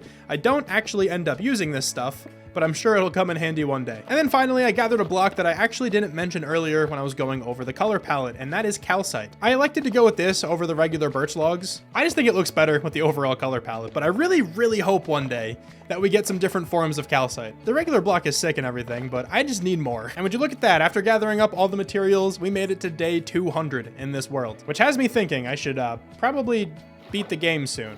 I feel like 200 days survived is a long time without elytra. All the materials I gathered are in these 2 double chests, and I'm definitely going to need to go back and gather some more stuff, but that'll just be for the finishing touches on this build. These materials here, though, should be more than enough to get myself started and for me to better visualize what this area is going to look like. I also laid out a bunch of copper because I want all this stuff to oxidize all the way, and I set up a couple beehives so we can harvest the honeycomb as I build. I will definitely automate this at some point, but this should be good enough for now. Now I need to plan exactly where this build is going to go. I know I want it in this area, but I think there is some terraforming that I need to do. So I just spent some time digging out the ground here, but I think I'm actually just going to replace a lot of these blocks because I think I want this build to be up here instead. I was going to originally have it down there, but I think up a couple levels, it's gonna look a lot nicer. Okay, so I put back some of the ground that I took away. Now though, I need to take out all of these trees because I want a nice and clear area to work with.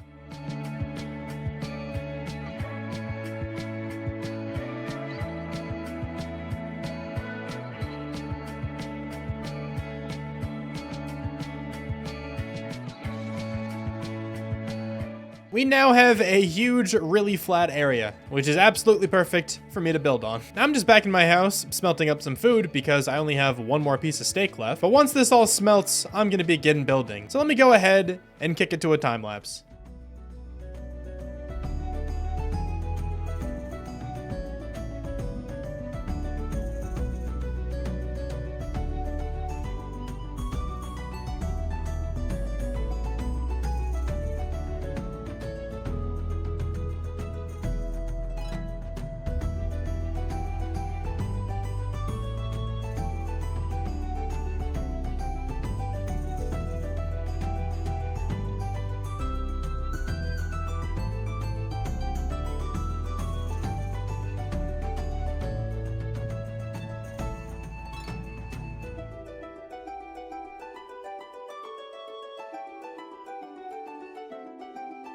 At this point, I would say the church is like 90% done, at least the exterior of it. The interior is a completely different story, but I'm sure you guys are all pretty familiar with how I handle interiors. I usually just don't do them for a little while. But I think this build is coming along very well. I was a little nervous when I started building this because I thought the walls were going to look too messy with all the different blocks I'm using, but I think they blend together really nicely. I wanted to check back in though because I'm out of a couple materials that I need to finish this thing. And there's also a few other things that I want to gather for some final touches. For starters, I have no more copper. And you might notice that these side roofs look a little bit weird. That's because I'm waiting for some of this copper to oxidize. So I'll have to go out and grab some copper. Also, I need to go get some glow lichen. I didn't actually gather any when I was gathering the materials in the first place. Next up then, I need some glass. I can definitely smelt some at the moment, but I don't know what color glass I want just yet. I might try out a couple different colors, or I might just go with the regular normal glass panes, but I'll go around and grab some dyes and stuff and we'll try a couple different variations out. And then the final thing is I want some soulfire lanterns, which very unfortunately means I have to go to the Nether. I really hate the Nether, but it's useful to make your builds look better. I just feel like a combination of those and regular lanterns will look really nice in this build. And I think that's kind of it. I should have like other random decoration blocks I can throw on the exterior of this build just in my storage room, but those should be all of the things that I have to go out of my way to gather. So I guess let's just hit a cave and see if I can find any copper. I'm going to assume this is enough copper. We nearly have 2 stacks of blocks of copper. That should definitely be enough. Now, while I'm waiting for all that copper to smelt, let me head over to the skeleton spawner because I need just a couple bones because I would like to make some bone meal so we can get more of this glow lichen.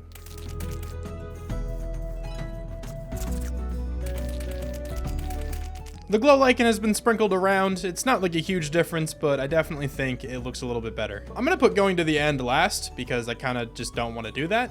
So I'm gonna hop into the ocean here and kill a handful of squids.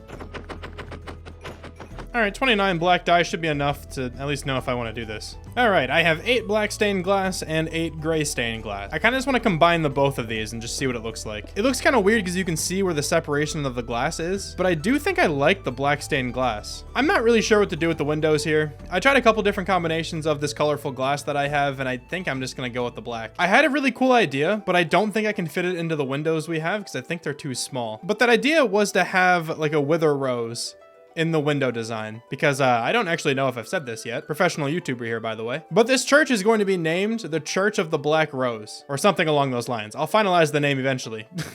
Again, super professional YouTuber here, by the way. And I will be putting some actual lore to this church in this world in a book. And I'm honestly debating on if I want to show that book off in a video or if I just want to leave it to you guys when the world download comes out. Because I have some pretty cool ideas for this church and like where it actually came from and everything like that, and where the wither rose would tie into the lore. I haven't really fully decided on that yet, but whatever. Anyway, the point is this church is to worship the wither rose. And I think it would be cool if I had some like green glass in here to be the stem and then some black glass on the top for like the actual rose part.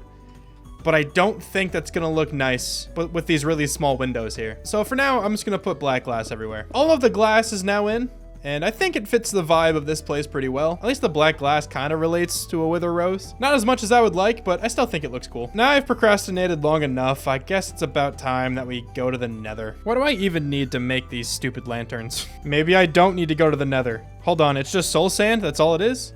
Why did I think it was more than that? I only have 6 pieces of soul sand. That's gonna make 24 soul torches though, which obviously in turn will make 24 soul lanterns. And I'm gonna be mixing these with regular lanterns. And there's a zombie villager nearby.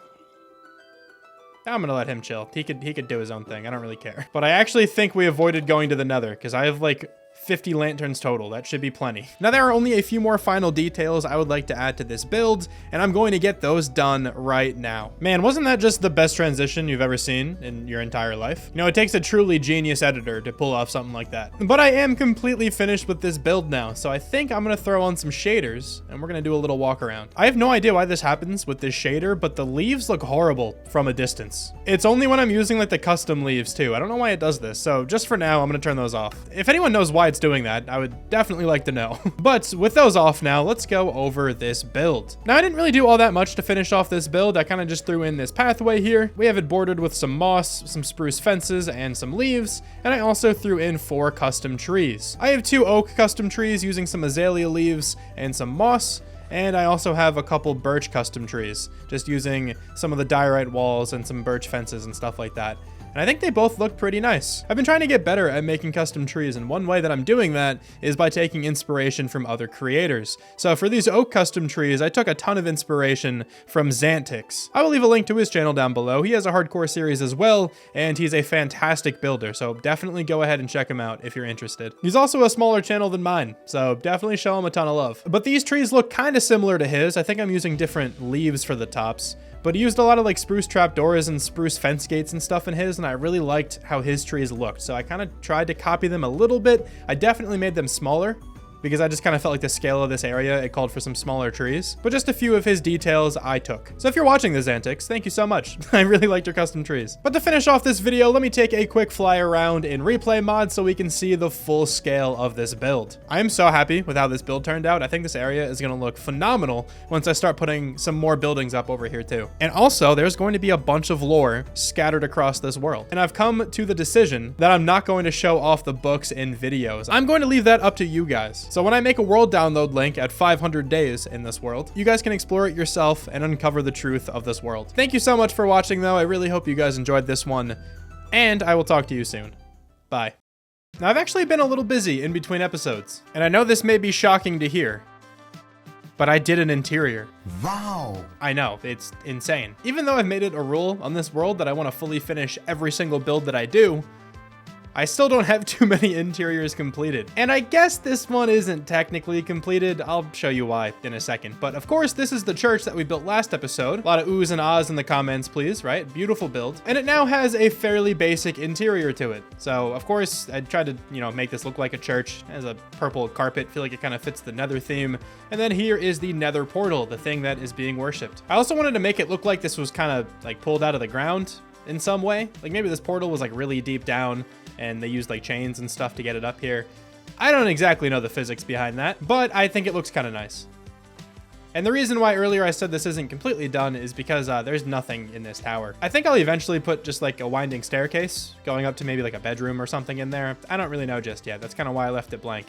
There's also this back room, which really doesn't have much decoration in it, but don't really feel like it needs to have much. So it's nothing crazy, but it's way better than what it looked like previously. I would like to put off getting villagers for a little while later because I hate doing that. What I like doing though is making fields. And so far in this world, I have one singular crop field and it's over here. And it's kind of like a gross amalgamation of a few different crops, right? It's mainly wheat, but then you see like some carrots over there. There's some carrots there. I think there might be some potatoes in this place somewhere. So I mainly want to just separate all these different crops into their own fields. This is going to be built up as the farming district, and I'll have a bunch more builds in here eventually, but I think shaping out the landscape here with some crop fields will be a nice start. Before we get started with that though, I am level 33. Hey. And I guess if I'm going to be working with crop fields, I might as well enchant a hoe. I did a few other really small things between episodes too. I changed the entrance here to the enchanting library. I feel like this is a better looking entrance than what I had before. And I also adjusted the entrance of the house very slightly. But again, I think it's an upgrade. Anyway though, let's hope we get more than just efficiency 4. Fortune 2, Unbreaking 3. I'll definitely want Silk Touch down the line, but a Fortune 3 hoe wouldn't be that bad. I mean, you get more crops with Fortune 3, like when you harvest them. So that's not the worst thing I've ever seen. I do want Feather Falling on boots though. That's kind of what I want my next enchantment to be. Though Unbreaking 3 on a sword would actually be pretty cool. I mean, my sword does have Mending on it, so I guess Unbreaking's not necessary, but I'll still enchant a sword. Why not? Looting 2, Unbreaking 3. I think I'm gonna disenchant that one. I like taking my viewers along whenever I enchant because, in my opinion, it's one of the more fun aspects of this game, honestly. I like the grind of searching for good enchantments. I suppose I should get started with the crop fields, and I think the best way to do that is by tearing down a lot of the trees around here. I'm honestly not sure exactly how much of this land is going to be reserved for crop farm.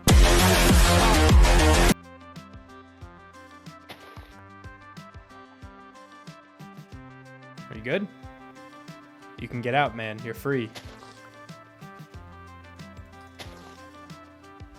Whatever.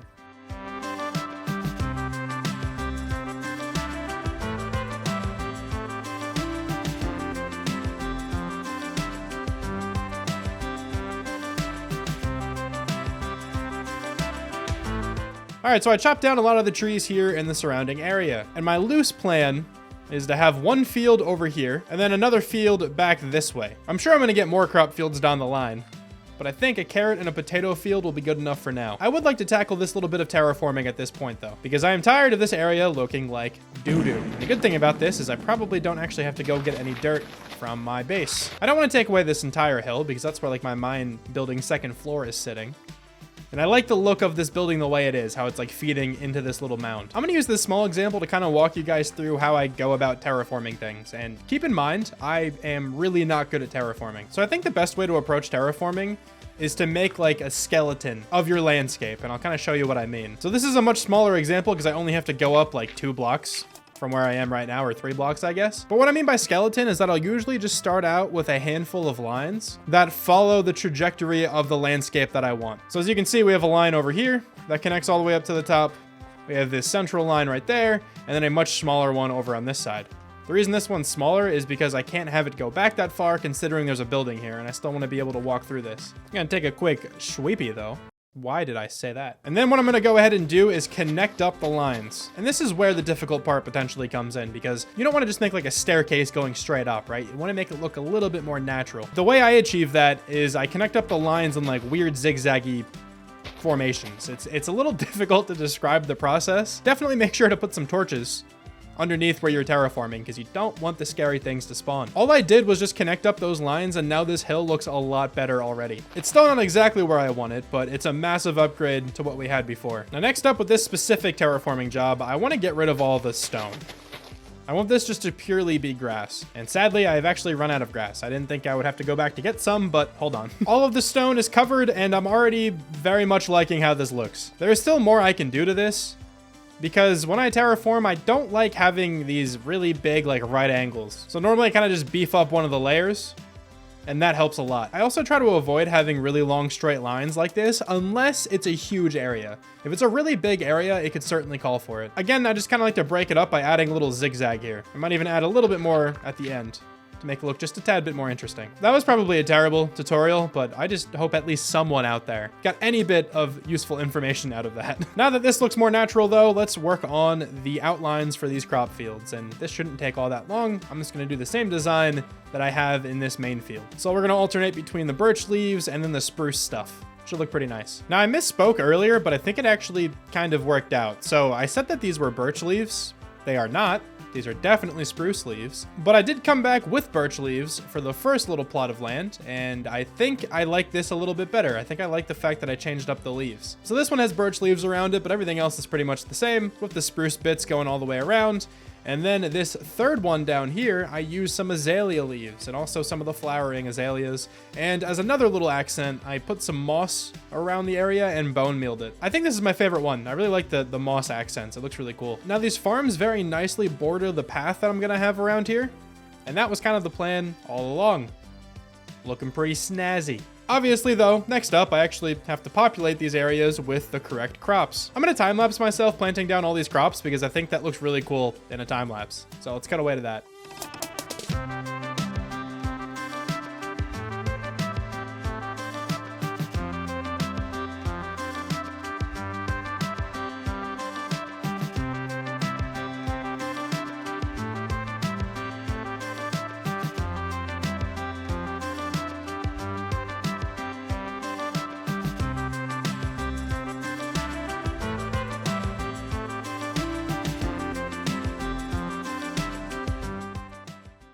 Both of the new fields are now like partially done. I still have to wait for the crops to grow in to get more to replant, but at least they are all tilled and they look kind of nice. This one in the middle is still way bigger, I think. But that's fine. We're probably gonna have more even down this way. I kind of want to bring this whole thing all the way down to like the river here. But for now, I definitely like how this area is turning out. I guess I should probably get some villagers now. I'm gonna save that for me tomorrow. I really wish villagers weren't as important as they are, because I'm definitely dreading going to get some. But it has to be done, so let's set off to the village where I have that mending villager from last episode, and I'll go displace a few of them. That's a nice way of putting it, I think. This is going to be the most epic chicken hatch of all time. You ready for this? I think the girls with their nails done now. It actually hatched a chicken.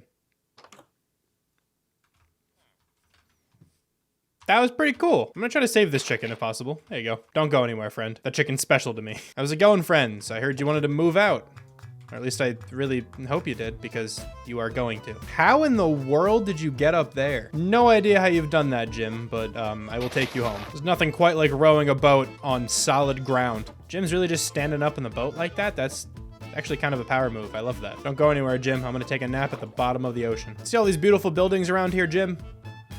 Yeah, none of them are for you. You will get your own building, but I'll probably just have you live in a hole for a while. First though, let me get a friend. Can you please get in the boat, sir?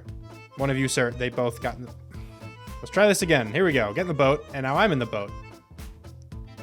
Think this could work? At this point, I sort of don't care if the villagers get out, because I'm probably not really gonna be back here often again. I will come back for the mending villager at some point, but the rest of the villagers I kind of don't care about. I'm sorry. Yeah, I know I'm stealing your friend away. I apologize. You are following me. It makes it a little bit more difficult to do, if I'm being honest. I mean, honestly, what would you guys do if, like, your best friend was just taken away by a dude in a boat on land? Like, I'm not going very fast, right? Like, I feel like the villager would, like, have to try to not stop me. You know what I mean? I feel like it's pretty easy to stop somebody who is rowing a boat on grass. Now, if I haven't mentioned it yet, the building for today is going to house a villager breeder, and I think it's going to go over in this area. I want to expand down the coastline here eventually, and I want this shoreline here to be all of like the attractions of this area. All right, so we have like a library. You can go pop in, read a couple books if you wanted to. We're gonna have like a tavern right here with the villager breeder in it. You can go get a drink, get some food, have a good time. We have my house, which is sort of in the same area. I don't really know if that's gonna be much of an attraction, but forget about that one for now. I never plan this out fully whenever I build my starter house, and I always regret where I put it. I kind of regret where I put this one. I feel like I should have made it smaller, and like over there. But I'm not taking it down, all right? It looks nice. Maybe I'll convert it into something later, but I'm getting way too far ahead of myself. The tavern is going to go right, what? The tavern is going to go in or around this area. And the basement of that tavern is going to be the villager breeder. So that's what I'm gonna start working on now. That's why I needed both of those gyms. Honestly, I think gym is the plural of gym. Like sheep, you know what I mean? So I'm not gonna say gyms. I'm just gonna keep saying gym for every part of the word. Anyway, though, let me clear out some space.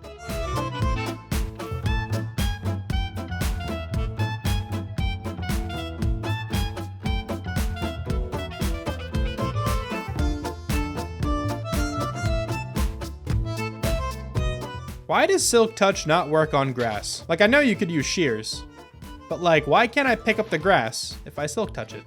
I feel like you should be able to. Maybe with a Silk Touch hoe it works, I honestly don't know. Now, since this is going to be in the basement of the main building, it kind of doesn't matter where I put it in respect to the rest of the building, because I can always just connect up the basement somehow to make it work, right? So I'm just gonna choose right here. We're gonna dig down a handful of blocks, and I'm gonna do my best to make my own version of a villager breeder. I think I get the basic mechanics of it, so I should be able to cook one up real quick. I'm like 90% certain this thing is now up and running. Well, I thought this thing was up and running, but I forgot the 3 trapdoors right here. So now we have a villager who's off in the system. But I guess this is a good time to test this. Let's see if the minecart pickup system actually works. It should pick up the villager and cause no damage. That's exactly what it does. Sweet. Now I'm like 90% sure this thing should work. I'm not sure how many carrots are required to make villagers breed, but I have 40. Let's see what happens. Come on, somebody pick them up. All right, you grabbed all 40 of the carrots. Go breed with your friend. Nope, not there. You're not regular people. That's not where you do that. There we go. Just kind of needed a little bit of a nudge in the right direction. Just a bit of suggestion. Are you, sorry, are you guys shy? I'll turn around. Is this true love? It is true love. There's a little gym. Now you're gonna go try to jump on the bed and get pranked, brother. You suck. Now I gotta be honest, I did have to watch a Logical Geek Boy video just to figure out the little minecart mechanism. But we should be able to capture a little baby Jim in a minecart just like that. This is so good. All right, now this should be fully automatic. I'm honestly unsure if carrots are like the best food source to do this with, but even if they're not, it should be fine. I'm sure this thing's going to be rendered like most of the time I'm in my starter area. It's also why I went with like a smaller farmland than a typical automatic farm. I really don't think all that's going to matter too much. And it might look super ugly, but that should be a successfully built villager breeder. I'll come back and check at some point to see if it's actually working. As for the materials for this build, a lot of them are going to be pretty much the same as the starter house and the library. I'm going to maintain this stone base with a little bit of mossy stuff mixed in, as well as the walls of the second floor being sandstone, sand, and stripped birch. And the spruce accents are also going to stay the same. The only thing that's really going to be changing here is the roof. I just have to figure out what color roof I want to go with. I'm thinking some kind of like red roof would look pretty nice next to this orange roof here. Thinking a little bit far ahead, but then after the tavern, the next building over here, whatever that ends up being, I feel like would look nice with a yellow roof. Orange, red, yellow, all in a row. I think it looked pretty cool. So now I just need to figure out what red blocks I want to go ahead and gather. And I think I'm actually going to take a little bit of inspiration from Hardcore Minecraft Season 2. So let me pop over to that world really quickly. Feels really weird to be back here, but here we are. But in this Season 2 world, I made this gatehouse, and I love the color of this roof. I feel like this will look super nice in my new world. Now, this isn't exactly red. It's like probably closer to purple, but I still feel like it'll look pretty sick. I might alter this a little bit and add some like mangrove and netherrack just to give it some more red accents, but I'm certainly going to need a lot of purple terracotta along with the crimson planks and the stripped crimson logs. But now that I know the blocks that I want to use for the roof, I'm gonna go ahead and gather them. It's times like this where I wish I had a better plan for my buildings, because I have no idea of like the exact number of blocks I'm going to need. I end up just grabbing a crap ton. I wanted to take this time here to ask you guys if you prefer videos that are much more planned out. You know, when each build is already built in Lightmatica in a different world, and then you take it into your own world and then build up layer by layer, or if you prefer the way that I build, where I kind of just wing everything as I'm going. I'm perfectly fine to do either, so just kind of curious what you guys would prefer. But as you can see, as I was talking about that, I started here gathering up some terracotta. This mesa is pretty far away. I really need elytra. That would make this experience so much faster. Boating all the way over here sucks. After that, I gathered probably the worst material to gather in this game. I don't know if that's true. There's probably a worse material out there. But mangrove wood just sucks, dude. Like, I wish it didn't look as good as it does, because I hate these trees more than most things. Not only are the logs just completely like random in the bushes of the tree, but then you have the roots at the bottom that don't go away. You have to actually harvest those too. It's just such a hassle. We got a far easier wood type to gather up next, and that is spruce wood. Of course, my baby, my favorite wood type. I don't think that's really ever going to change. I can't imagine Minecraft ever adding a better wood type than spruce. And there's absolutely no way my favorite wood type is going to be any of the other ones right now. I've got a stark juxtaposition here between my favorite wood type and my least favorite, birchwood. Just on its own, it just doesn't look good to me. It still isn't my favorite. I mean, when you strip it, it looks fine, I guess. And it works for my current color palette. Just the regular birchwood just creeps me out, man. I don't know. Sticking with that color palette, I headed off to gather some sand and some sandstone, kind of both at the same time. I then went to the Nether and, hold on 1 second. Gotta do something really quick. All right, almost there. Okay, cool. Now that that's done, I went ahead and gathered up some of the crimson stem. Figured it would save me some time if I stripped it along the way too. I wanted to gather a bunch of this stuff because obviously I wanted to build with the stripped variant and also the planks. I really need to find myself a mangrove swamp, because I kind of hate gathering mud this way. It's not like horribly inefficient, but just going to a mangrove swamp with like an efficiency 4 shovel and just going to town is way better. But my plan was to use this mud for the floor of the inside of the tavern, and pairing with that is some mushroom blocks. A pretty annoying block to get because you gotta grow the mushrooms and then use a silk touch axe in order to harvest it. But it wasn't that bad, I guess. And it looks really nice with mud. Another block I wanted to use for that floor is some coarse dirt, so I needed to gather up some gravel to combine that with the dirt, of course. I already have a crap ton of dirt, just ran out of gravel. Last 2 blocks here are going to be used for that stone foundation. We got some moss, slowly turning into one of my favorite blocks in all of Minecraft. I don't actually know where it ranks right now, but it's getting up there, man. Moss, fantastic block. And then I finished gathering materials with some tuff. A block that looks really nice with moss and the mossy cobblestone variants. I gathered a lot of materials for this build. Nearly both of these double chests are completely filled with random stuff. I don't know if I'm gonna use it all, but I wanted just to get a variety of different things just so I had the option. I do need to go punch some wheat though, actually. That's one thing I forgot to get because I have a bunch of mud in there, but I wanna make it packed mud. So let me really quickly just harvest my whole wheat field.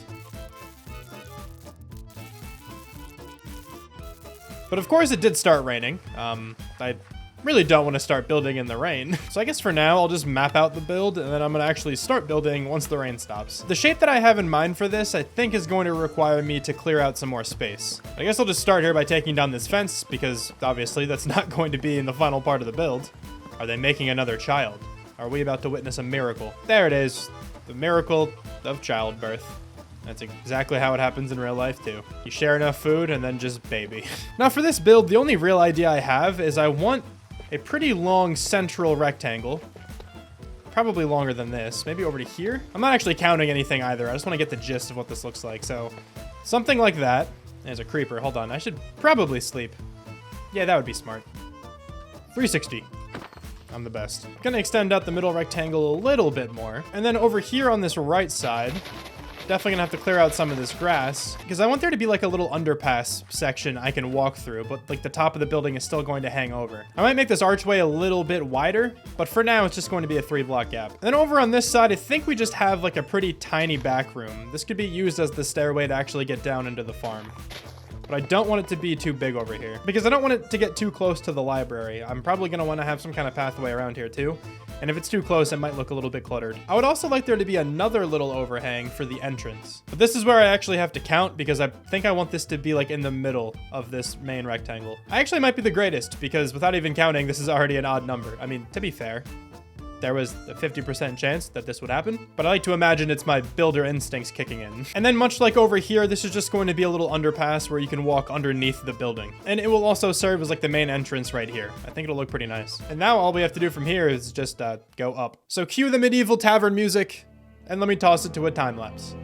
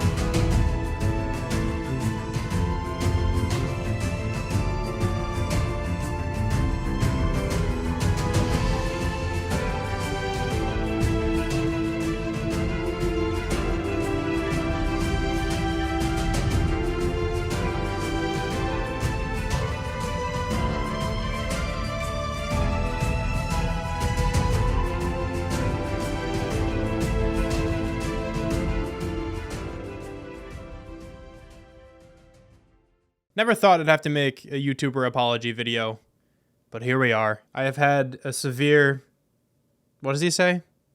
I've had a severe and something lapse in judgment. I forgot what Logan Paul said.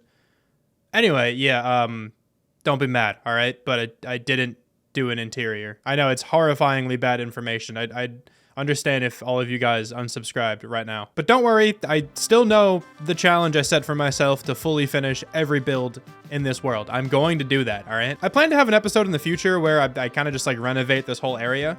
And I think I'm going to tackle a whole bunch of interiors in that video. I'm thinking that one is going to be out relatively soon after this one. No promises just yet because I don't plan anything.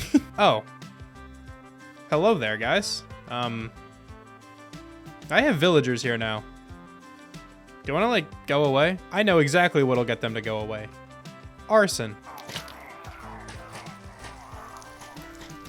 You don't deserve anything better than this. Trying to interrupt my outro like this. Like, how could you? We're fine. Everything's all right. Don't worry about me. Dude, look at that one that is in my chin. Man, that's one hell of a shot, I'm not gonna lie. But what was I saying? I kind of completely lost my train of thought now. I was talking about a future episode where I plan on like renovating my entire area. All you guys need to know about that is I plan on doing most of my interiors then. Now that the shaders are on and the game looks all beautiful, let's go over the brand new build of the area, this tavern. Honestly, not too sure you'd be able to tell this was a tavern without me telling you. Kind of just looks like a typical building. But I'm quite happy with it. I think it looks really cool. I'm especially a fan of the roof here. I think the mangrove wood into like the nether wood into the terracotta looks really cool. It's one of those things that looks kind of nice from up close and also from afar. You can just see the colors blending into one another. I spent a long time trying to figure out this roof as well. I just couldn't get something I was comfortable with. This is a slightly different like shaped building than the starter house over here. So I couldn't just use the same exact roof. It looked kind of weird.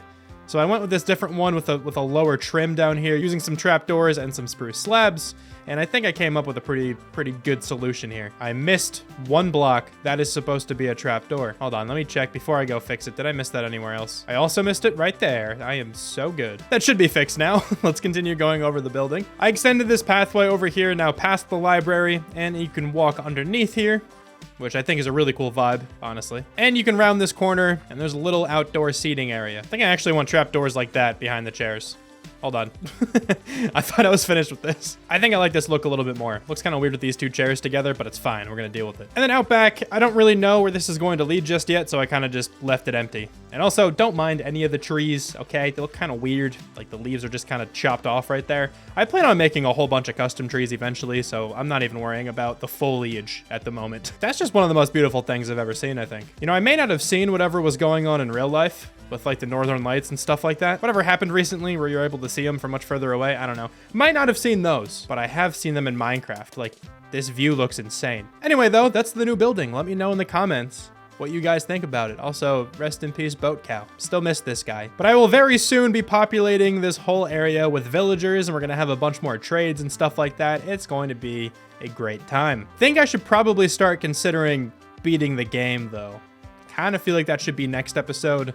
I want shulker boxes. I want elytra. We are on day 292. I feel like I deserve it at this point. Thank you so much, though, for watching this episode. I really hope you guys enjoyed this one, and I will talk to you soon.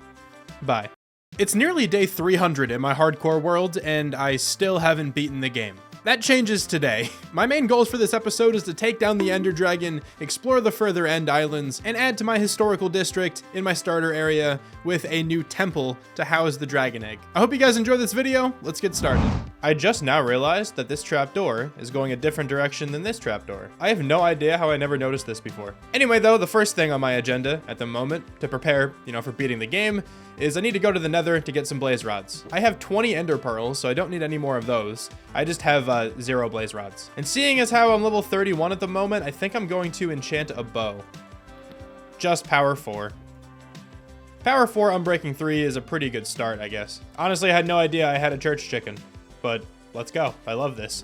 With this new bow, I think I'm prepared to go into the worst dimension this game has to offer. At least there is a fortress, like, kind of close. It's just in a really inconvenient position. It looks like it kind of connects over there across this lava lake, so I'm just gonna run all the way around and make my way to the fortress that way. A lot less stressful than trying to bridge over all of this lava.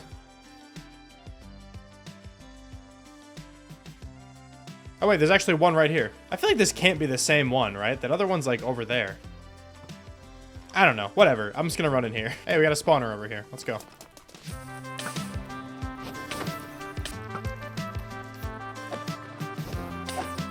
All right, I got 11 blaze rods. That should be more than enough. Actually, there's a couple more here, hold on. 13 blaze rods, that I think should be plenty. Oh, got one more for good measure. 2 more for good measure. That was surprisingly really easy. I feel like the nether never goes that smoothly for me. I think with those blaze rods, we are now completely ready to go find the stronghold. You know, regardless of how many times I've actually beaten the Ender Dragon, this is still kind of nerve-wracking to do. It's still quite easy to die in the end. But let's throw the first pearl and let's see which direction we have to go. Oh, it's behind our house. And at least we got the pearl back. I will always take that.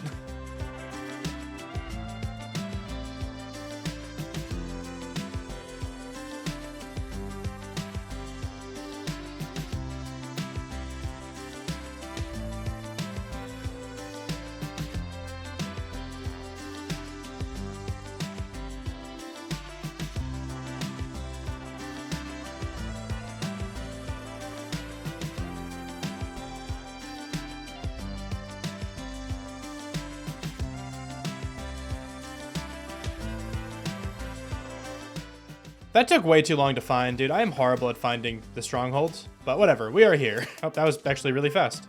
Nice. Gonna go through this nether portal really quick that I just made, and I'm gonna take a screenshot of the coordinates on the other side. And we're actually very safe in here. That's sick. And I think with that, we should be good. Just to hop into the end. All right, man. Hopefully this isn't the end of the series. There we go.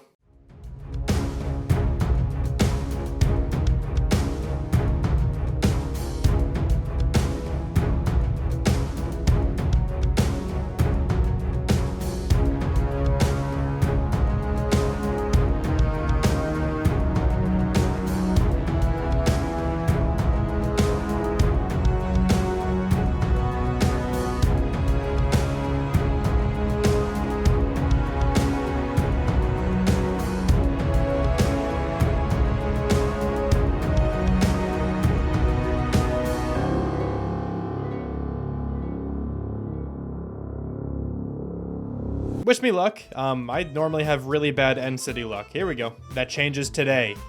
Let's get it. This is actually huge for me. I only have to bridge over like 1 time. Man, what did I do to deserve this?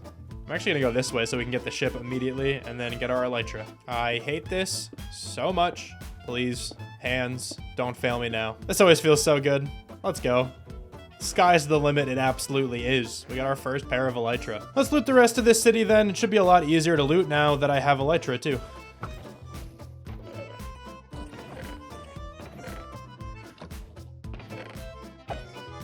I believe I got everything there was to get out of that first end city. So let's start flying away and see if we can find another one, because I want more elytra and I want more just regular loot.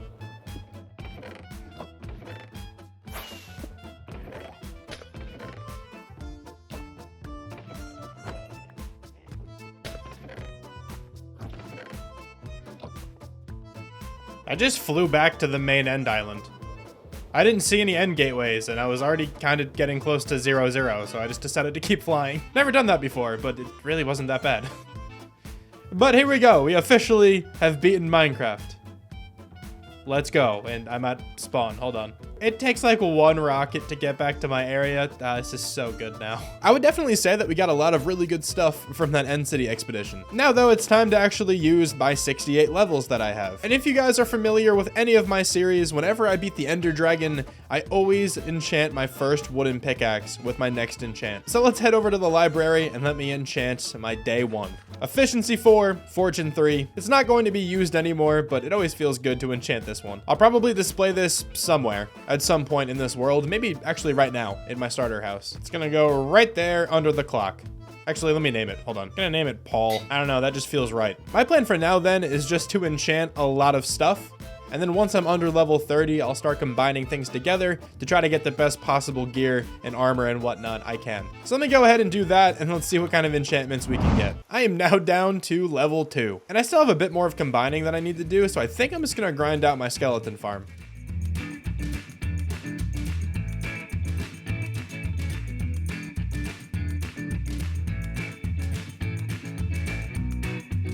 Now, after I was comfortable with the enchantments on my armor, my tools, and my weapons, I wanted to throw an enchantment on my elytra. Now, of course, the ideal elytra will have Mending and Unbreaking 3. At the current moment, I only have a Mending villager, so that's the best I can do right now. So I headed back to the village, grabbed myself a Mending book, and promptly threw it on my elytra. It was then time that I wanted to do another interior. Now, I've said this plenty of times, but one of the goals I have for this series is that I would like to fully finish every single build that I have in this world, and that means the interiors. Now, I don't plan on making them all like really extravagant or look amazing. I just want them all just to be okay looking. The interior I'm going to be tackling today is the library. Now that I have a villager breeder, which we made last episode, I can actually populate the interior of this library with librarians. Of course, since this is a library, I wanted to use a lot of bookshelves on the interior, but I didn't really want to craft them. Instead, I decided to go back to the stronghold and just get them from the library there. It'll save me quite a bit of materials, especially considering paper is very important for rockets. I would like to take this time as well to mention that I want to start doing Q&As every so often on this channel. My plan is just to do random chores around my base in the Q&A videos, and that'll include like interiors, gathering materials, harvesting my crops, stuff like that. I feel like this will be a really good way of making sure that I achieve my goal of finishing every build in this world. So if you have any questions that you would like to ask me, can be related to YouTube, can be related to video games, or just honestly anything, leave them down in the comments below. I should point out that if I end up not getting enough questions to make a full video on, then I'll just go through and respond with my answers, so the questions will still get answered. At this point then, with a finished interior to the library, I went and I transported some villagers out of my villager breeder. I started taking them into the library one at a time, just because I figured it would be easier to rotate the trades that way. And the only trade that I was really looking for at the moment was Unbreaking 3. That was the last thing I needed on my elytra, so that was the top of my priority list. But I got Mending very, very shortly on the first villager, and it seemed worth it to me to lock that in just so I didn't have to transport my other Mending villager all the way from that village. With the second villager I brought in, I immediately got Mending again for fewer emeralds than I just accepted it for. Obviously, I wasn't going to take another Mending trade. It's just kind of funny that that ended up happening so quickly. The second villager, though, was giving me so much trouble. I feel like I was there for like an hour and a half, re-rolling trades. I don't think I've ever had this much trouble getting a specific enchant before, but eventually the villager cooperated and I got Unbreaking 3. With that being done though, let's focus on the main build for this episode. And that build is going to go in this area somewhere. I want to add another kind of religious building to this section. And the purpose for this new building, at least for now, is going to be a place to put the dragon egg. I'm imagining it's going to be a pretty big building, so I can definitely fit way more than just the dragon egg in there. But for now, I think this is going to be a good start. I'm not exactly sure where I want this building to go, and I think the best way for me to figure that out is going to be to clear out like all of these trees right here. So I'm gonna get chopping for a little while, and I should have a better idea of where this thing's going to go then.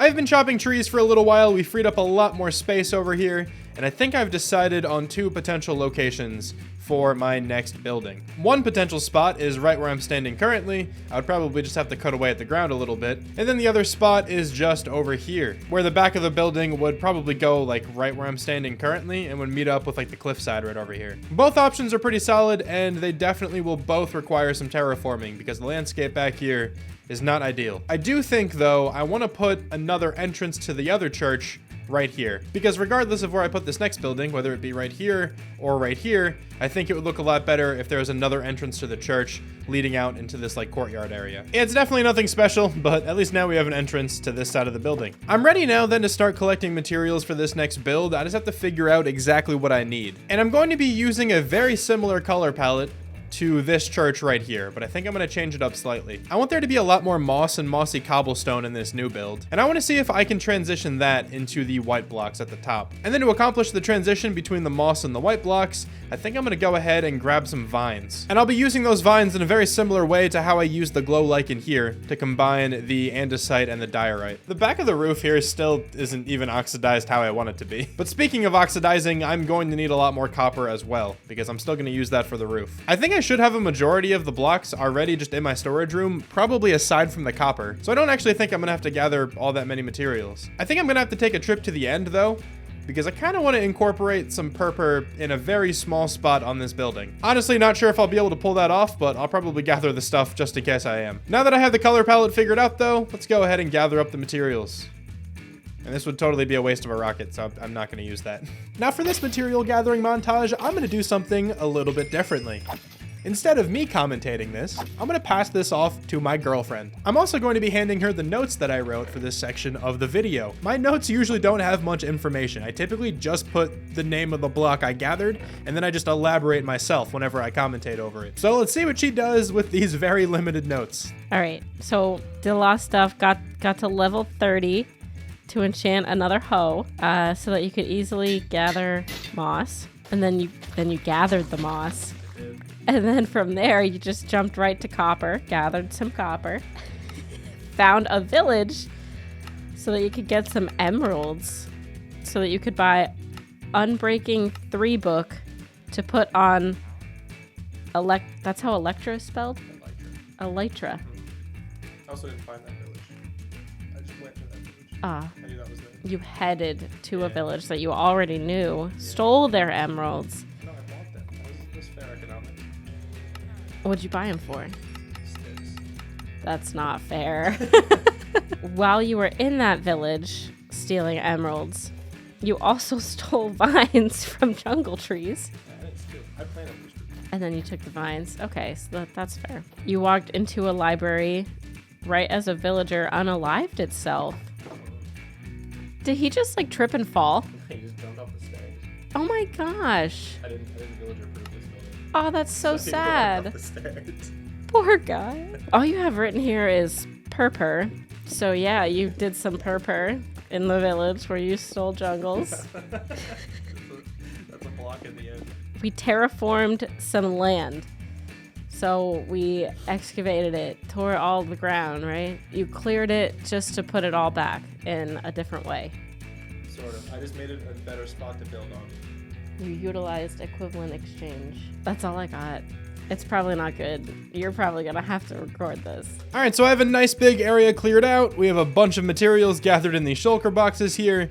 And I guess behind me as well, I'm trying to oxidize some of this copper. I have a very small bee farm over there as well, just to get some wax to actually oxidize this copper. But now with all of this out of the way, we can actually start building. I have no idea what this thing's going to look like. I don't plan my builds. I think you guys probably know this by now. So this might look terrible, but let's see what I can come up with.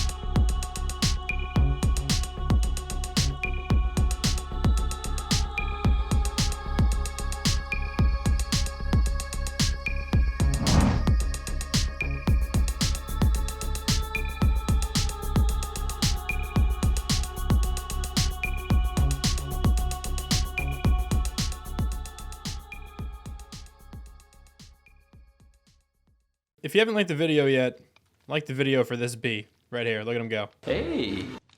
Just loves that flower. But I have finished the temple build.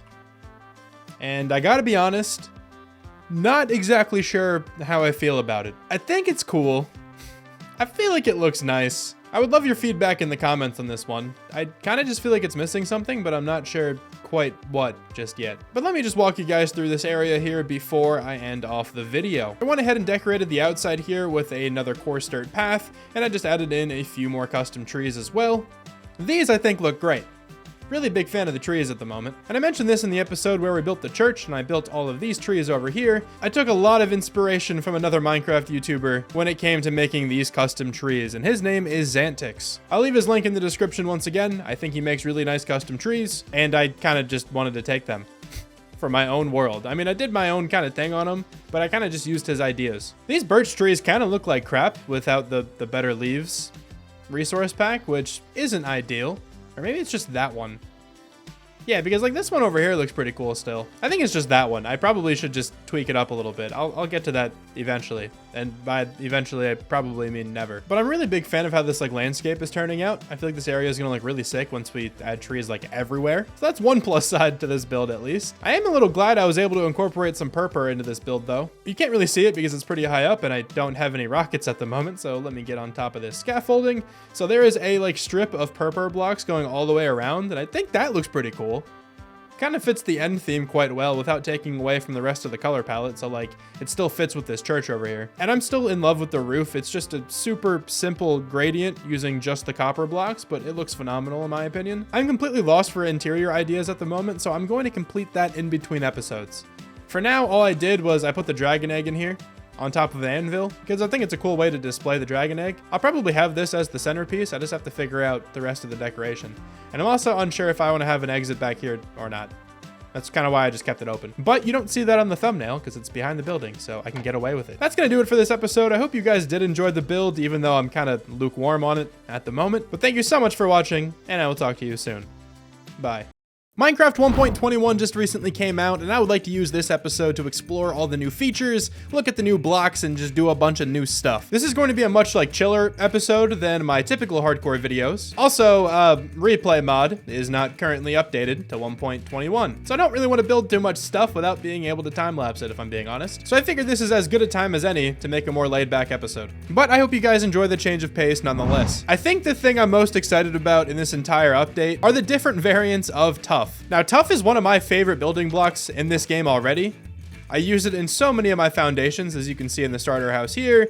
I use it over here in the library, as well as the tavern over here, and also in both of the religious buildings in the historical area. Just on its own, it's a great block, but now we have so many other different blocks to choose from. So let me just make one of each of these. So now instead of having just this one block, we have all of these blocks here. This adds so much to the game, honestly, especially for a builder. I'm specifically really excited for the brick variant and this polished variant over here.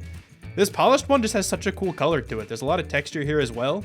It's gonna blend so nicely with the color palette that I'm currently building with. And then for these two blocks over here, I'm not gonna be using them all too much, but I'm sure I'll get some use out of them in the future. They each have a really cool looking texture, and then specifically this one, I really like the top like spiral texture here. And the more I look at this one kind of has like a natural gradient to it already. That can make some really cool like diagonal gradients on a floor or something like that. That's actually pretty cool. I definitely plan on making one new building in this video at some point, and I'm sure I'm going to use this Tuff somewhere in the build. As well as these next blocks, they added some new copper variants. So let's take a look at those. Hopefully I'm not missing any of the new copper blocks, but now we have some copper trapdoors, which I really love. I mean, you guys all kind of know how much I like trapdoors. I will be using these a ton. They're a lot less expensive than they used to be, so that is very nice. We got these copper grates as well. Another really cool looking block. It's like almost entirely see-through. Can make for some pretty cool windows, or if you're making like a warehouse, it could look really nice inside, I think. This is the new copper bulb. So this lights up if you give it a redstone signal, I believe. This update's like entirely new to me as well, so you gotta bear with me with a couple of these things until I get them all figured out. And this light will actually get dimmer as the copper oxidizes, which is just a really cool feature for this block. It makes it very unique. Here we just have another kind of decorative copper. I don't think there's any actual functional use to this block. I'm pretty sure it's just like chiseled copper. That's exactly what it's called. And then we have copper doors, which also look awesome. In fact, I'm going to change the door in my house to a copper door. But I've been using a lot of copper in this world, specifically in the historical area with the church and the temple we made last episode. So it's going to be super nice to add these blocks into that section of my world. One more new block I would like to highlight at the moment. It is this automatic crafter. I have no idea how this block works, I'm not gonna lie. But just from like a texture standpoint, this thing looks pretty cool. I feel like this could be used as a pretty cool decorative block on the interior of a lot of my builds, even if I don't really use it. I also kind of really like the underneath texture of it, but all I really know about this block is that you can set up some kind of redstone contraption to get it to automatically craft whatever block you want. So in this case, I kind of have it set to stairs here, I don't really know the redstone behind it. I don't know how to get it to keep going, but it's something like that. I'm not the guy to watch for redstone stuff. I'm sure you guys all know this by now if you've been watching my stuff. It's definitely worth mentioning just for the simple fact that I'm probably going to use this block a lot in my interiors just to add some other stuff. For the next part of this video, I would like to embark on a little bit of an adventure, but to do that, I need some help from these gym over here. I'm gonna go ahead and make one of these gym into a cartographer, if they want a job, that is. Look at this. It's money waiting to be made. There we go. Okay, so let me level up this cartographer a little bit. Does it really have to be just regular glass panes? It can't be stained. Okay, hold on. My boy Jim is now up to the journeyman level, and I'm able to buy this trial explorer map, and that's exactly what I want. This map will point me to the new generated structure, and also the titular feature of this update, the trial chambers. And that's exactly where I intend on heading right now. But, I need rockets. I don't have any left, which is kind of sad to say.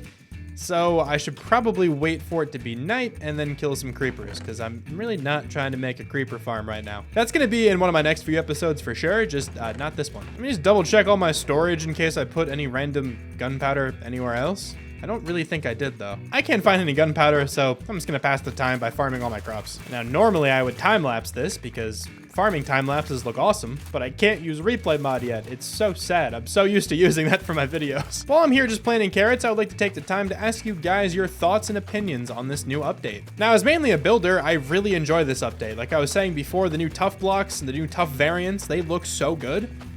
And they're gonna fit with so many different color palettes, in my opinion. So honestly, just for that alone, I think this update's a pretty big W, in my opinion. And now, like, obviously, Minecraft isn't, like, paying me to speak highly of the update. These are just my genuine opinions on the matter. As a builder, pretty cool update.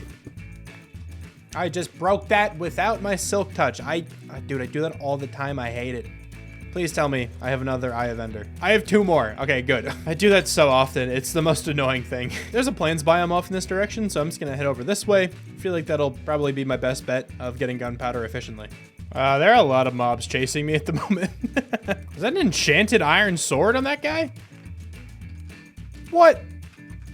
Dude's decked out. How do you do that? I got 41 gunpowder. That should hopefully be enough just to take me to the trial chambers and back. I got about 2 stacks of rockets. I really can't imagine I would use all of these. But I really desperately need a sugarcane farm and a gunpowder farm, that's for sure. But now with these rockets and this arrow that's in my cheek, I should be ready to fly out and try to find this trial chamber. Now I think this trial chamber should be somewhere over in this direction, so let's start heading this way. I had no idea there was a spruce village back here. Now I really haven't explored much in this direction yet. I'm still not even all that far away from my house. So this should all be new chunks, and it seems like it is because everything is loading in on the map. And it seems like it should be around here somewhere, so let's just start digging down. This is not what I was looking for, but I found a bunch of clay. I guess that means there's a lush cave down here too. Oh, there it is. It's actually right next to all the clay. Cool. I didn't bring any torches. That's a bit annoying, but hopefully it won't be that big of a problem. Oh, this is a lush cave and a trial chamber in one. That's actually so cool. I think we should be good just to kind of drop into this thing. Now, thankfully, the area that I came in is actually fairly safe. There's not any spawners like immediately here. There is one right there though. So let's head over that way and let's activate this spawner. This is going to spawn strays? Is that what they're called? I have my elytra on and not my chest piece. Hold on. We should be better now. Let's have them fight each other for a little bit. I think these things are called strays. Yeah, they are. All right, is that going to be our first victory? It is, and I immediately got a trial key. So these trial keys are able to open vaults. Not that vault up there. That is a different type of vault that we need a different type of item for. So I'll keep track of all the trial keys that I have, and hopefully I can open some of these vaults as we go. But as well, all of these pots, if you break them, they can have some loot, like an emerald block. That's kind of cool. And I will definitely take all of the bricks as well. A little bit of iron for that one, not bad. And also a new sherd. I think that's one of the new pottery sherds that came out in this update. I got the other pottery sherd as well. We have Guster and Scrape. I'm not sure if there is just 2, but I just got 2 for the moment. Now these places are rather expansive, I think. So I'm gonna try my best to keep track of where I've been. That might be a little bit difficult though. We did get one of the new smithing templates, so that's pretty cool. Also, is it like frowned upon for me to just harvest all of these pieces of copper? There's so much copper here, and I use copper all the time. I kind of want to come back here at some point and gather up like most of this copper. Maybe I'll take a couple stacks with me just for now. I don't know. A diamond block? Yeah, breaking these pots is definitely a good thing to do when you're in here. Oh, this is just a regular spawner. I guess that's pretty cool. We got a name tag. And we also got a floating vine. Wow, just take a look at it, man. In all of its glory. Phenomenal. Now, this one activated. These more strays? They are. All right, let's hop up here. I did another one of these trials. What did we get from this one? I don't know. It fell down. Oh, he has the trial key. The zombie picked it up. Another trial key. There's no way these are guaranteed every time, right? Pretty sure you can get some other stuff. I got an ominous bottle. Okay, this is what I was looking for. Or I should say that's one of the things I was looking for. I don't want to use it quite yet, though. I kind of want to go through the rest of the trial chambers first.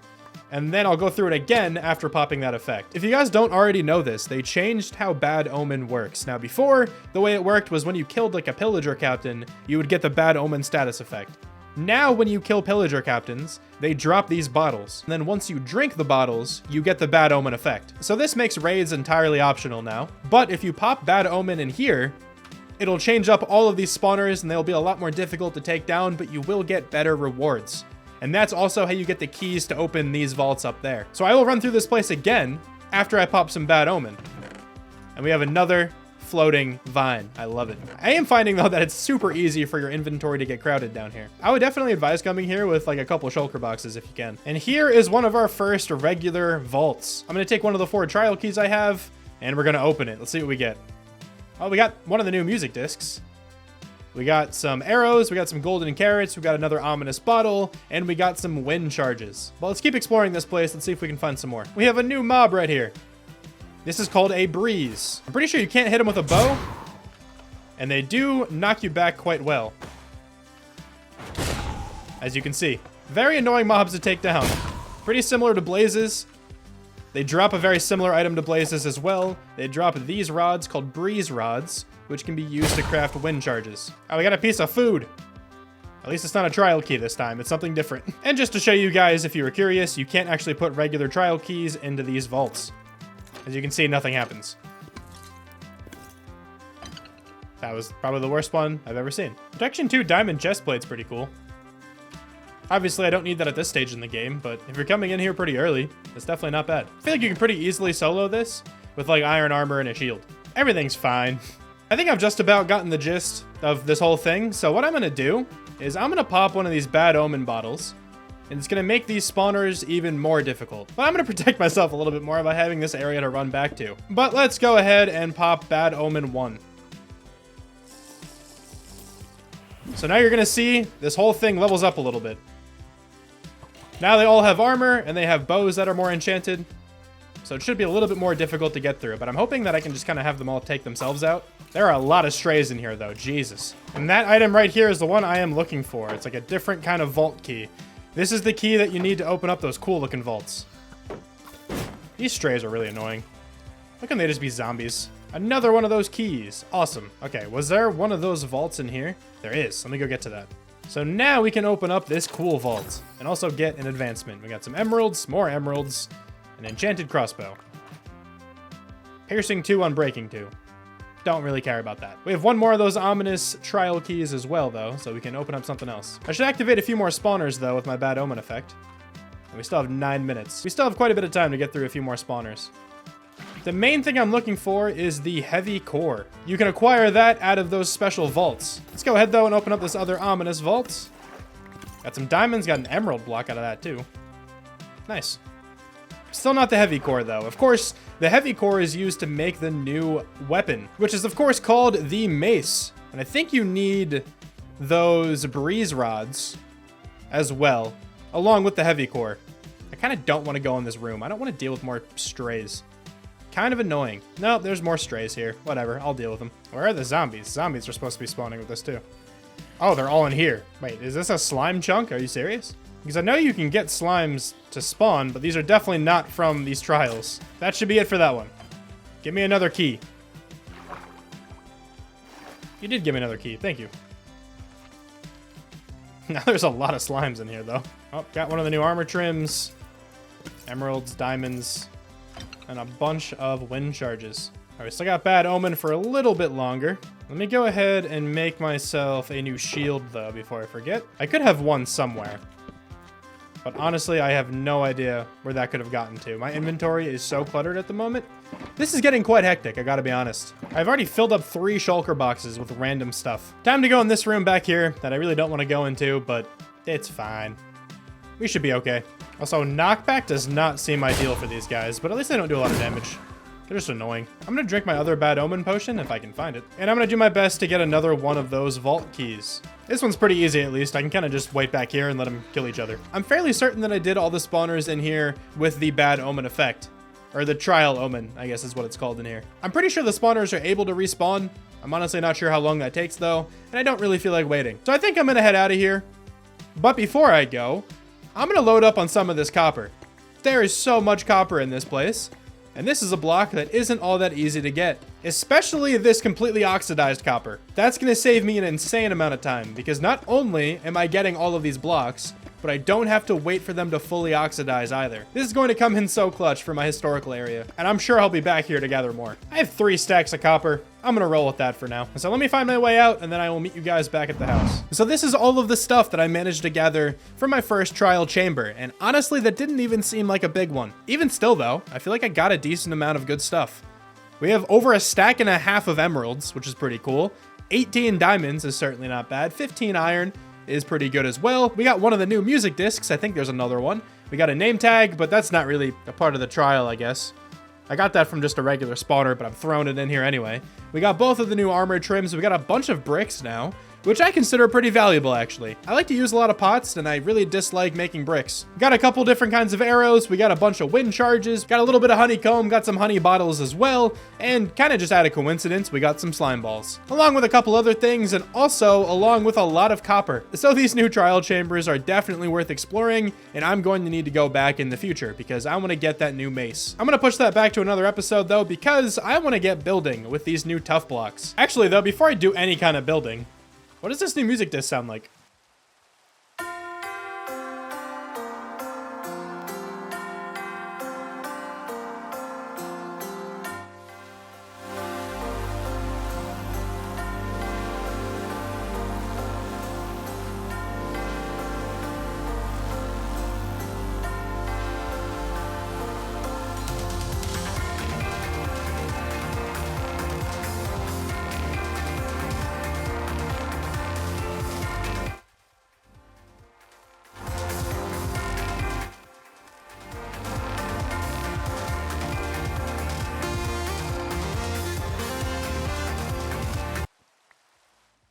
That's pretty good. I like that one. It's been a little while since I've opened up the YouTube member barrel, but let me talk about it once again, all right? Give me money. No, if you would like to be named a block in my world, like all of these wonderful people, you can head to the link in the description below and become a Shramalam. I only have 1 tier at the moment. I'm thinking about getting more in the future. I'm still kind of trying to figure out exactly what I want those tiers to entail. But as of right now, you will get cemented into this world forever, and you will also get some logos next to your name whenever you comment on my videos. As always though, massive shout out to all of my current YouTube members. I should say as well that you can pick the block you get named after. Whatever you want the block to be, I will name it after you. You gotta know though, that if it's a difficult block to acquire, it'll take some time for me to actually name it after you. So you could say a netherite block, but you gotta give me a couple episodes before I can actually get that. Now I've mentioned this before, but I want this entire area back here to be my farming district. So far I have 3 different plots of farmland, and we also have this really big farmhouse. That hurt a little bit. The build I want to have for today is going to be a much smaller farmhouse that we can actually store some farmer villagers in. I'm thinking we eventually have like a nice cozy farming village back here, and I kind of just wanted to get started and build one of those houses today. It's really not going to be anything big, anything special, nothing like that, so it really shouldn't take all that many materials, but I always knew that I wanted to use stone for some of these buildings back here, and I feel like these new tough blocks make this a perfect opportunity to get started. I'm gonna clear out some of these trees though at the moment, just so I have a better understanding at how much room I actually have over here, you know, before we hit this little river.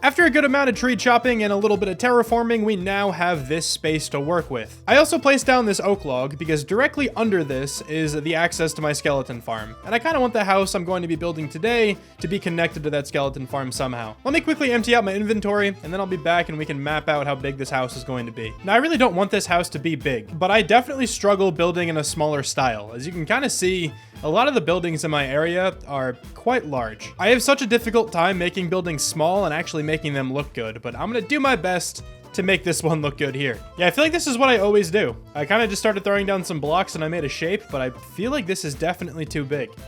I want to have a couple of these buildings down here.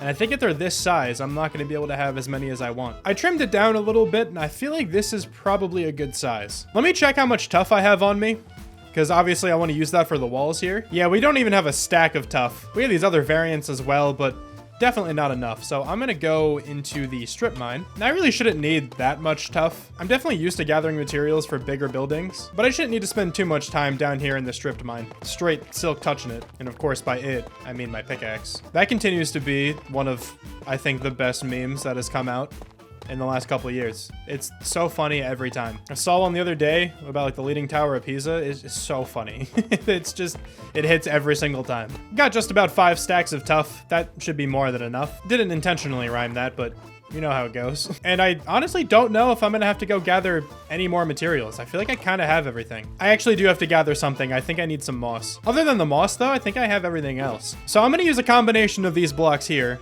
to make the walls. I'm thinking that it's mostly going to be gray. I have a little bit of deep slate here. I feel like that could look kind of nice as like a shadow, like underneath the windowsills or something like that, or maybe around the chimney. That could look kind of cool around there too. And then I want to also incorporate some mud and some brown mushroom block into the build as well, just to make the walls look kind of gross and muddy and like it's a little bit of a rundown kind of building. I also have some regular packed mud over here too. We have some stripped dark oak logs. Every time I say the word strip or stripped, I think of the meme. But we have some of these logs because I want to stick with the color palette of the main big farmhouse. And then sticking with that palette as well, we have blocks of bamboo for the roof. That's actually what I have to go get the moss for, because we're going to have pretty much the same exact roof that I have on this building here. And instead of bone mealing moss, I kind of hate gathering it that way. I'm going to fly off actually really close to where I just was in that trial chamber I was in, because I'm pretty sure I saw a lush cave over there. And this is precisely what I was referring to. Oh, that's just every mob in the game. See if I can just get in and out of here safely and quickly. Just over 3 stacks of moss here should be plenty. It's literally just for the roof. Did it really just start raining again? I was just about to begin building. Is this a thunderstorm? It's not. Oh, that's so frustrating. Whatever, some of this build is just gonna be in the rain then. Just deal with it. You know, because since Replay Mod still isn't updated to 1.21 just yet, I'm unable to do like a time lapse for this building. So instead, I'm gonna try to talk through it and build it with you guys. I'm gonna begin here with the walls, and I'm just gonna start with this front wall here and try to figure out some kind of like block design that I'm comfortable with. I think the easiest way for me to do this is just to make it like all completely out of one block, and then just incorporate some other blocks in here. Not sure if that's too tall or not, but I'm gonna work with this for now. I'm thinking here for the windows, right? We can do something like this. We can have some campfires as some like window covers, then use the scaffolding as the actual windows. Though I am gonna have to break these blocks here for a minute, because underneath these windows, I wanted to have it like cast down a shadow with these tough blocks. I don't know if I wanna use the tough blocks or if I wanna use some deep slate. Deep slate might be too dark. I think the tough might be pretty cool for now. Let me rock with that for a little while.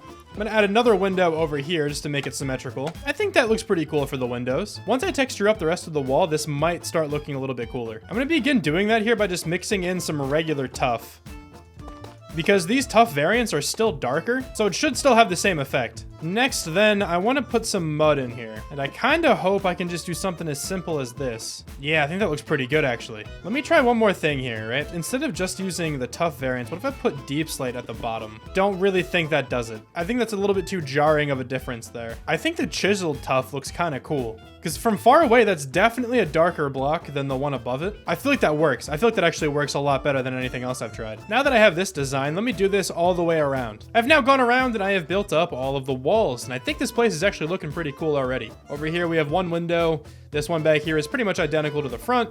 With these 2 windows, we have 1 window over here on this little side piece. And then there's no window back here and no window over here. I don't want to put too many windows. I feel like I can probably fill this area with some like barrels and other random blocks to kind of look like I'm storing stuff. But I think the color is looking pretty cool in this so far. I really like the hint of mud at the top of the building. Looks really cool in my opinion. Now though, let me throw on the roof, and this should be pretty simple. I'm not gonna lie, I'm having a lot of trouble with this roof here. I think I'm just gonna go with stairs. The issue with using stairs though is that it's gonna be tough to work in some moss and some of these blocks of bamboo because I can't make those into stairs. So they'll just have to stick out kind of like that. That may not end up being an issue, but let's see. Because maybe I can just kind of full block the top there. That might actually not look that bad. Hold on. I think I've cooked something up. I kind of like this. All right, let me take a quick look from the side to see if this looks decent. Yeah, I actually think that looks really nice. I just have to add a few pieces of grass on top of the moss there. And I also need some dark oak fence gates. Let me go make some. I need the fence gates because over here, I'm gonna put those underneath these stairs. Now, normally I would put upside down stairs underneath here, but I think that's a little bit too much for a build this size. So instead, I'm just gonna do something like this, have an open fence gate underneath. And I think that actually looks pretty cool over here. All right, let me do that to the other side too. Actually, I'm gonna change one small thing about this roof here. So this middle beam here, I'm gonna move it up one block. I think this looks way better now. I also swapped out like the entire middle here for just dark oak planks instead of the stripped dark oak wood. And I'm a far bigger fan of this outcome. It has a nice little like curve to it now. But I am not completely finished with this build yet. There's a couple more things I want to add, and I would like to decorate the interior. That really shouldn't take all that long considering it's very tiny. So let me head back to the storage room really quickly.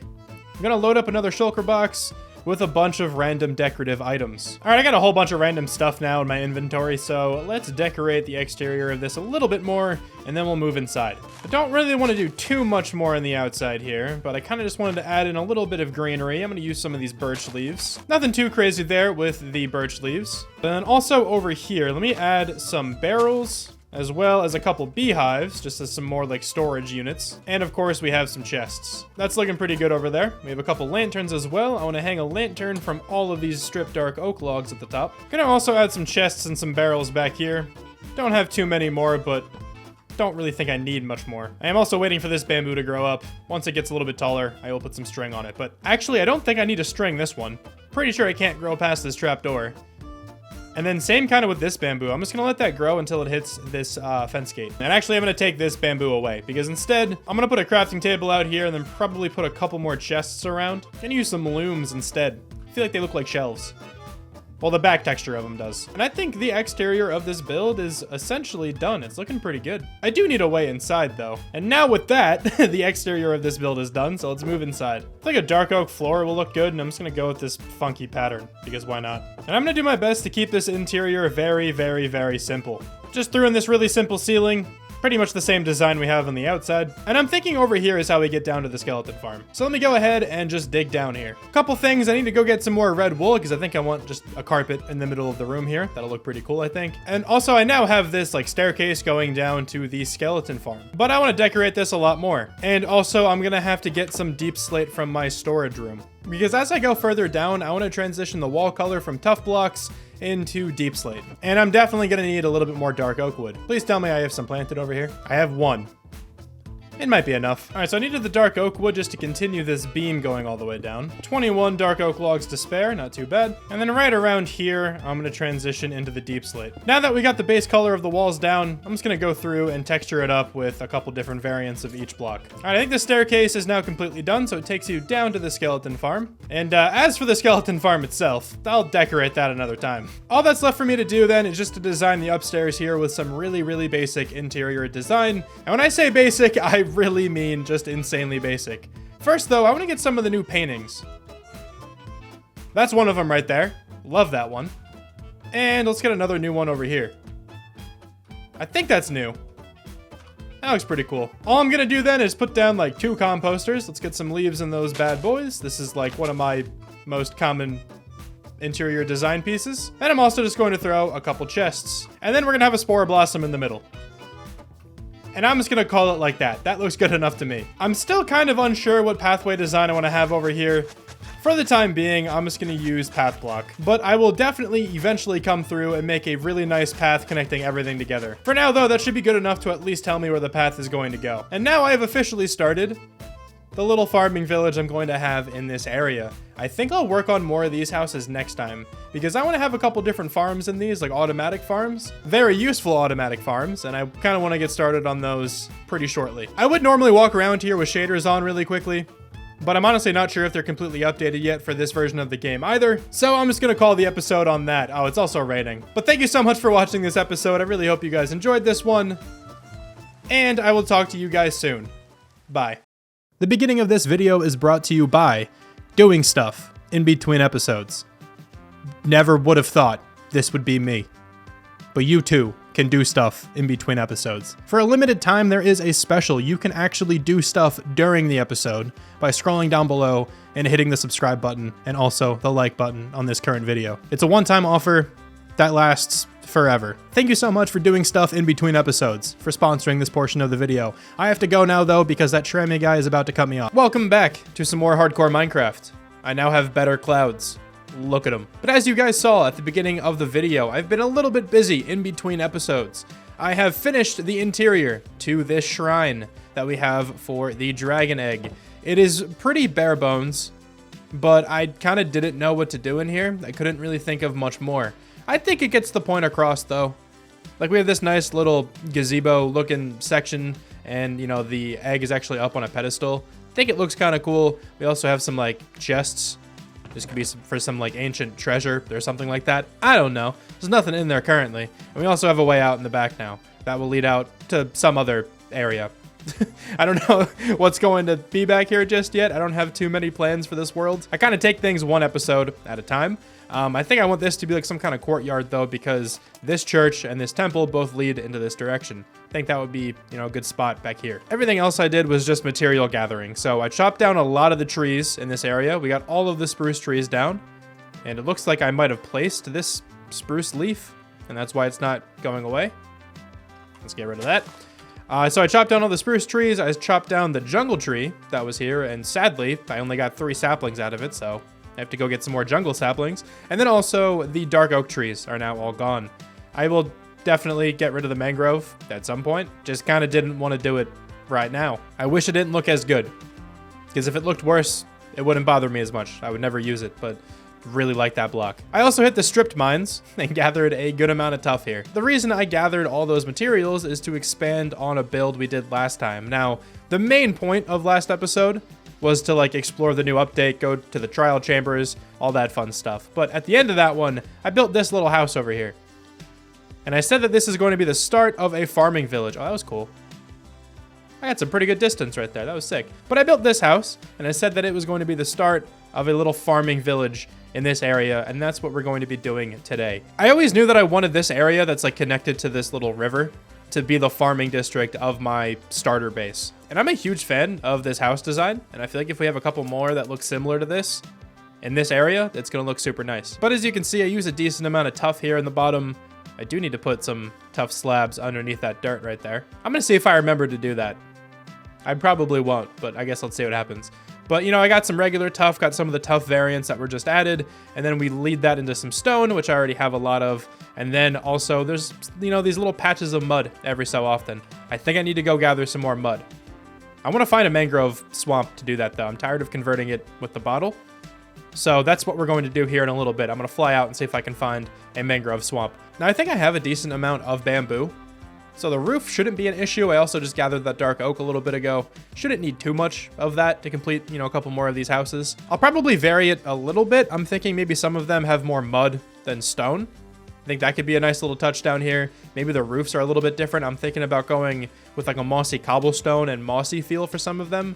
Deep slate could also work a little bit, but that might be a little bit too different. Because, like, you know, the main farmhouse has this bamboo design, and I kind of want to stick with that as like the core element of this area, but I might just switch it up with like some mossy cobblestone and some regular moss. It'll still look nice and overgrown, and I think it'll fit in. That's the basic plan for this episode. I don't really know what I'm going to use all these houses for. Kind of figured I would put some farms in there, like some automatic farms. I could really use a moss farm because I use a lot of moss like in these roofs with some mossy cobblestone as well. Obviously you need it like in the crafting recipe. And then also just like in the walls of some of these buildings back here, I use some moss, and it's one of my favorite blocks in the game. Should probably make a farm for it. Of course, then the interior of this building, very basic here on the first floor. We have a spore blossom though to add some nice vibes. But now this goes downstairs to my skeleton farm. And I'm noticing that I missed a couple dark oak blocks. That's another thing I'm going to see if I can come back and remember to fix. But this still looks like crap down here. That'll be something that gets done, I'm sure, probably off camera. But now we have access to the skeleton farm that looks a lot better than what it used to be. It used to just be like a staircase in the middle of the field. It didn't look good at all. That's the whole purpose for this building. Didn't have to really be a building, honestly, but I think it looks better this way. And once we get a couple more of these bad boys up, this area is going to look awesome. But I'm going to fly out now and see if I can find a mangrove swamp. You know what? It actually might be wise to bring some obsidian with me so that I can make another portal and then get back a lot faster. Another thing I'm going to have to do pretty shortly in this world is get more rockets. Gonna have to build the required farms for that, but that's fine. I think we're chilling. Coming back into my house actually just reminded me of something. We got a new YouTube member. Let's go. We got my boy Eugene. Made him a mossy cobblestone block. Why not? But if you would like to join all of these beautiful people and be named a block in this world, cement yourself into Hardcore Minecraft Season 3 permanently, you can click the link in the description down below and become a Shramalam. You can also specify exactly what block you would like to be named after. I'm pretty sure out of everyone here, the Cake is Alive is the only one who did that. I could be mistaken. But everyone else, I just chose a block for them. So if you don't want to be a specific block, I'll just choose one. And I say this every time. You can pick a netherite block. You could do that. It'll just take me some time to get it, so don't expect me to potentially do that the next episode. But I will do it, I promise. Now, though, I think we're good to head out and see if we can find a stupid mangrove swamp. I don't know why I called it stupid. It's not. It's a cool biome. I just hate trying to find them. They're always more rare than you think. Like, I have such a hard time finding this biome. I'm just gonna fly off in this direction. I know there's like a mesa over here. That's where my camel is. The camel named Egg. I haven't actually name tagged it yet, but that's where that camel is. Yo, what's good, guys? This is just how I am sometimes. I was recently just working on a 100 days in an infinite desert video. If you haven't checked that one out yet, definitely go ahead and do that. But yeah, it feels nice to see grass again. I've been playing on that world for the last like month. It's a weird thing to be like excited to see again, but I mean, it's true. Look at this. It's grass. It's not just sand. This is the mesa here that I was referring to. So let's look around here a little bit and see if we can find a good old swamp. There's also a jungle. And there's a god apple down there. I'm telling you, watch this. Not quite a god apple. My premonition was off. No, it's actually that one over there. It's easy to get that confused. I'm sure you guys understand. This is where the god apple is. Just like I said, Curse of Vanishing Golden Shovel. Awesome. Obviously, I meant this one. Don't know why you guys would think I meant the other two. I clearly, very clearly meant it. Smite 5? That's cool. Not a god apple, but, you know, it's still interesting. Oh, it's the new dogs. I forgot they did this. What's up? What's good? There you go. You're not like my dog now, right? Any bones for that? I don't want the responsibility to take you home. Okay, no. I don't think he's my dog. Just gave him some food. I'll give the other two food too. No, hold on. No, we can talk about this. We can talk about this. You don't gotta do this. No, you don't got. I'm scared for these sheep. No. Oh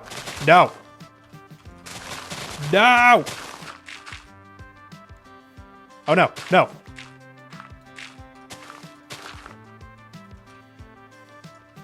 That sheep has no idea how close it just got. Okay, you just did that to yourself. That's just natural selection. I'm sorry. I think those other dogs got their fix of food. Don't think they need my steak anymore.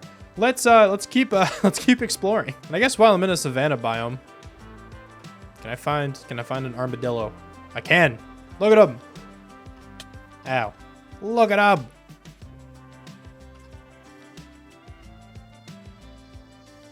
He looks nervous. I really like him though. Oh, it's a baby. Look at this guy. Oh, I'm so sorry.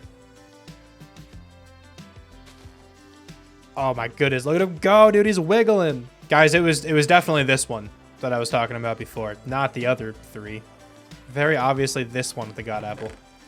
That's kind of close. I do have to be a little careful with my rockets. I'm really not trying to run back. Oh, look at this. Look at this. It was the portal I was talking about. Obviously, it was this one. This bit's not going to get old. Here it is. Is it a real thing that these biomes, like, spawn closer to savannas and jungles and stuff? Is that an actual thing, or is that just like a placebo? But there's another jungle over... Oh, there's one right there! Let's go! I did it. I'm the best. This is a really crappy looking one, though. And there's a jungle temple. Probably the worst structure in the game. Oh, it's dark in here. Let me just, Man, that was weird. Hey, 3 diamonds. This is probably the best possible chest you can get out of one of these. Man, this might actually be the worst mangrove swamp I've ever seen. Oh well, let me gather some mud for now.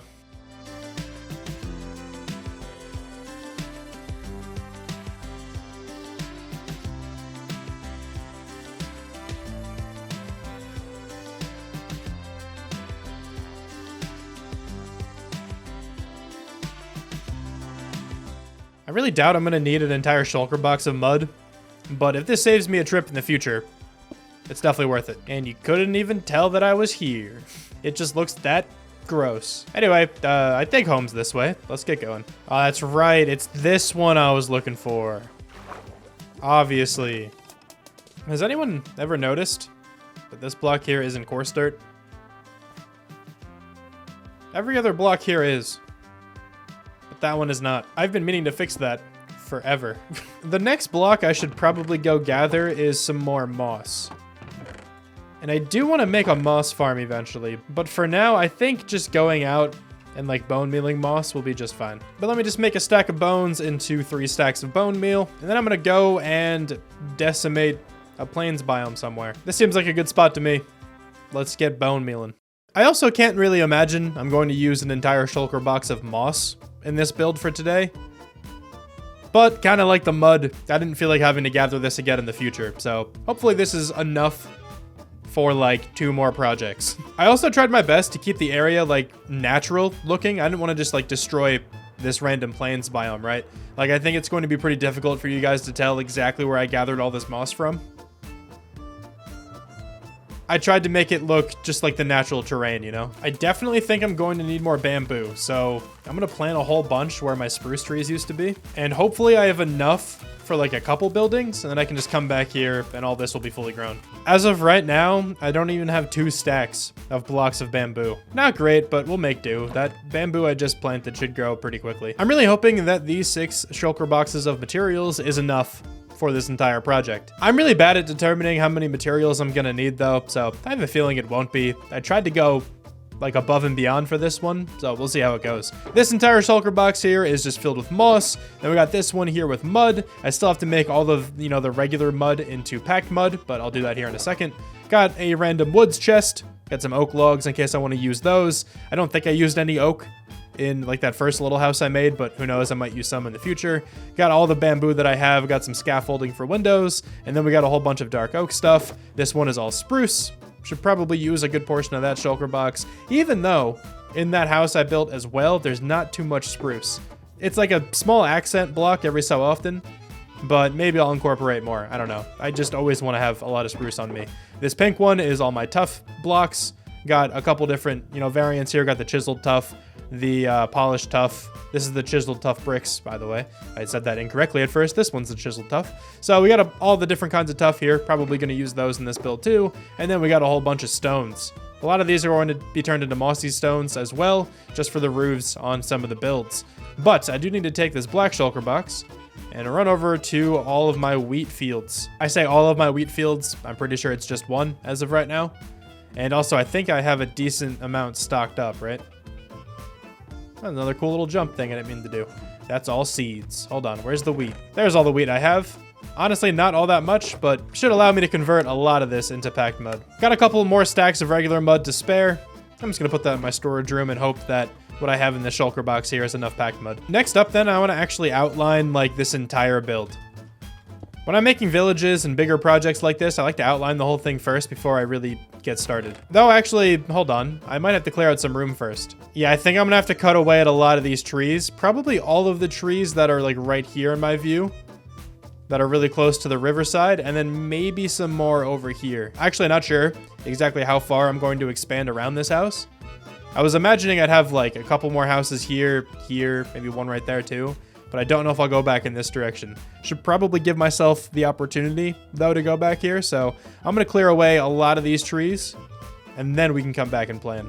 Yeah, so I guess I'd like completely forgot what I had just previously said, because I decided to clear out all the trees and plan out the pathways and the buildings before I recorded my audio again. You would think that, considering how long I've been making videos for, I would have this process down, but I don't. I just need to learn to write things down better, I think. But once the trees were cleared out, I put down a tentative path and tentative spots for the buildings. None of this is completely permanent. I just wanted to get a vision in my head of how big of an area I'm working with here. Do you guys smell that? That's the smell of progress being made. All the trees here, like against this like river edge, are now like completely gone. We have a much flatter area, and I outlined some pathways along with some spots for structures to go. And also, look at me. Look how handsome. Oh, what do you want? You got nothing good to offer me. That's kind of unfortunate for you. Let me actually kind of outline everything a little bit more. So obviously you have like the buildings, like each of these spots are going to be different buildings. Also, they're not only just going to be like rectangles. That's just what I put down for now. A lot of like these areas of grass, it's going to be more crop fields. Like this one over here is going to be a nice big crop field. I think we're going to have a crop field here. I don't know if it'll continue back here or not, but that's kind of the basic outline. So I think what I'm going to do is work on one of these houses with you guys, and then maybe just time-lapse the rest. That sounds like a good idea to me. Let's work on this one and just set up all my different workstations over here. This is what it looks like every time I build something. Just a row of shulker boxes, a crafting table, a stone cutter, and an ender chest. I feel like this is always what I have on me. And we also get like a junk shulker box. There's always random junk you accrue whenever you start building stuff. First things first though, let's get this shape completely finalized. I feel like this box is actually a pretty good size. I just want to add like a few more rooms to it. Actually, I do need to bring this box over 1 because it is an even number in the middle and I don't like that. So now this should be 5 here, right? 1, 2, 3, 4, 5. Perfect. That's a good size. And then we just kind of need a couple of rooms jutting out. Kind of like this one over here. I think what I might do instead of just making like an actual another room over here is that I think I'm going to do 2 like outdoor covered workstations on either side. I feel like that'll look kind of nice. Yeah, I definitely don't forget to put both of those outdoor workstation areas.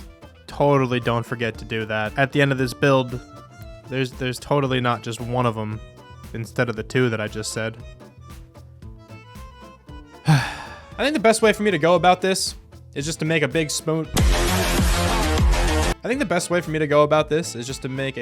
smooth stone wall and then just cut away at this until I get the texture that I want. In the past, I would normally texture as I go, like as I'm building up the walls. But I feel like that always makes me make like repeated patterns, and I don't really think it looks as good as it could normally. Like typically I'm not too happy with my texturing, but lately I've been doing this and just putting down 1 block first and then cutting away at it, and I kind of like the outcome more that way. Like that's what I did with this house here, and I really like the texturing on it.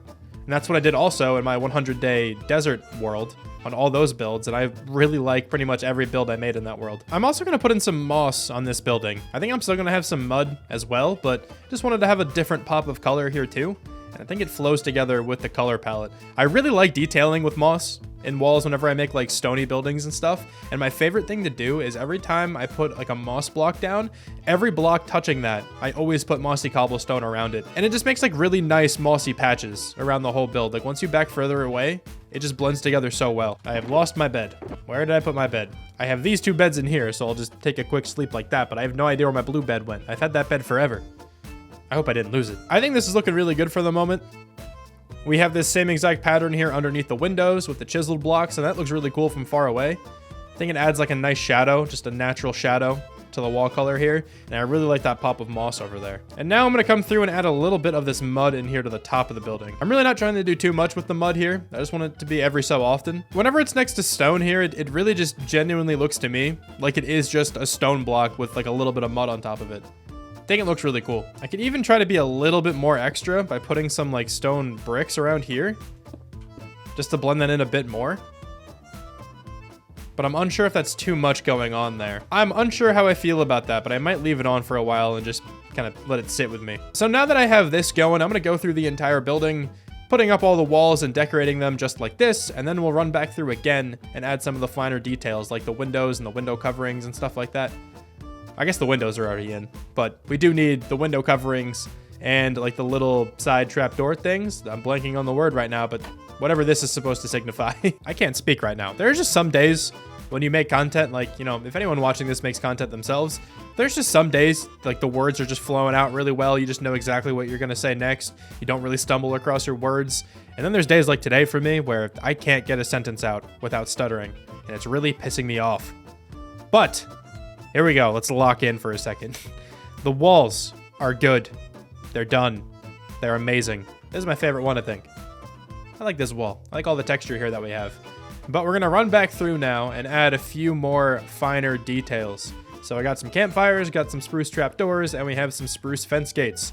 And all we're going to do is put a campfire there, put a fence gate like so, and then 2 trapdoors. Well, 2 for this one because it's only a 1 block wide window. But these ones that are 2 blocks wide, I'm going to put 2 trapdoors on each side. Like that. And then we're just going to go through still with the campfires and then 2 fence gates. And it makes this effect. Looks really nice, in my opinion. Has a nice little overhang to the windows. The fence gates looks like they're holding it up. And it looks like it connects to the building. I really like this design. And then the trapdoors are like shutters. Is that the word I was trying to think of before? I don't know. Whatever. It looks good. I really like using campfires in this way. I know it's like kind of overdone. A lot of people make windows like this, but I just can't get enough of them, man. They look so good. I should probably figure out the spot for the door right now before I do anything else. I think it's just going to be here in the middle. I don't know if I'll be able to fit this same door design because we do have 2 trapdoors here. I could do that if I make these windows only 1 block wide. I'll think about that as I'm building the rest of this thing, but for now, let me at least throw in an actual door. I think I'm leaning towards making the windows smaller, but whatever. Like I said, I'll come back to that. Let me work on the roof now. It's going to be this exact same roof. I really struggled with this roof design. When I was designing this house, it took me really, really long to figure out what I wanted to do. But I'm actually really happy with how this roof turned out, and I think it's going to look really nice on this house too. This roof didn't really end up being that complicated. It just took me way too long to get the shape I wanted. I just couldn't figure it out. Now, admittedly, I didn't really talk all that much when I was just building up this frame for the roof here. I just wanted to make sure I got the shape correct. And of course, it begins raining right now. Just provides the best viewership experience. This game looks like garbage when it starts raining, at least on YouTube. Now that we have the frame down though, let's throw in the rest of the roof, and I'm going to do this exact design. Though I might actually throw in a bit more mossy cobblestone. That'll look nice, I think. So we're going to roll with that theme. I actually just realized that I forgot something that I want to use for the roof. I want some of this grass here. I think I have some in one of my chests. I think I gathered a whole bunch last time I used it. I can already kind of see the vision here with this village. I think it's going to look sick once we get everything up. And I don't want this stupid leather cap. Stop. The reason why I want this grass is because I want to put it on top of the moss here on the roof. Not on every piece, but on a lot of them. And I think it looks really cool. And once I do that, we get something like this. I really like that roof. I think the mossy cobblestone works really well.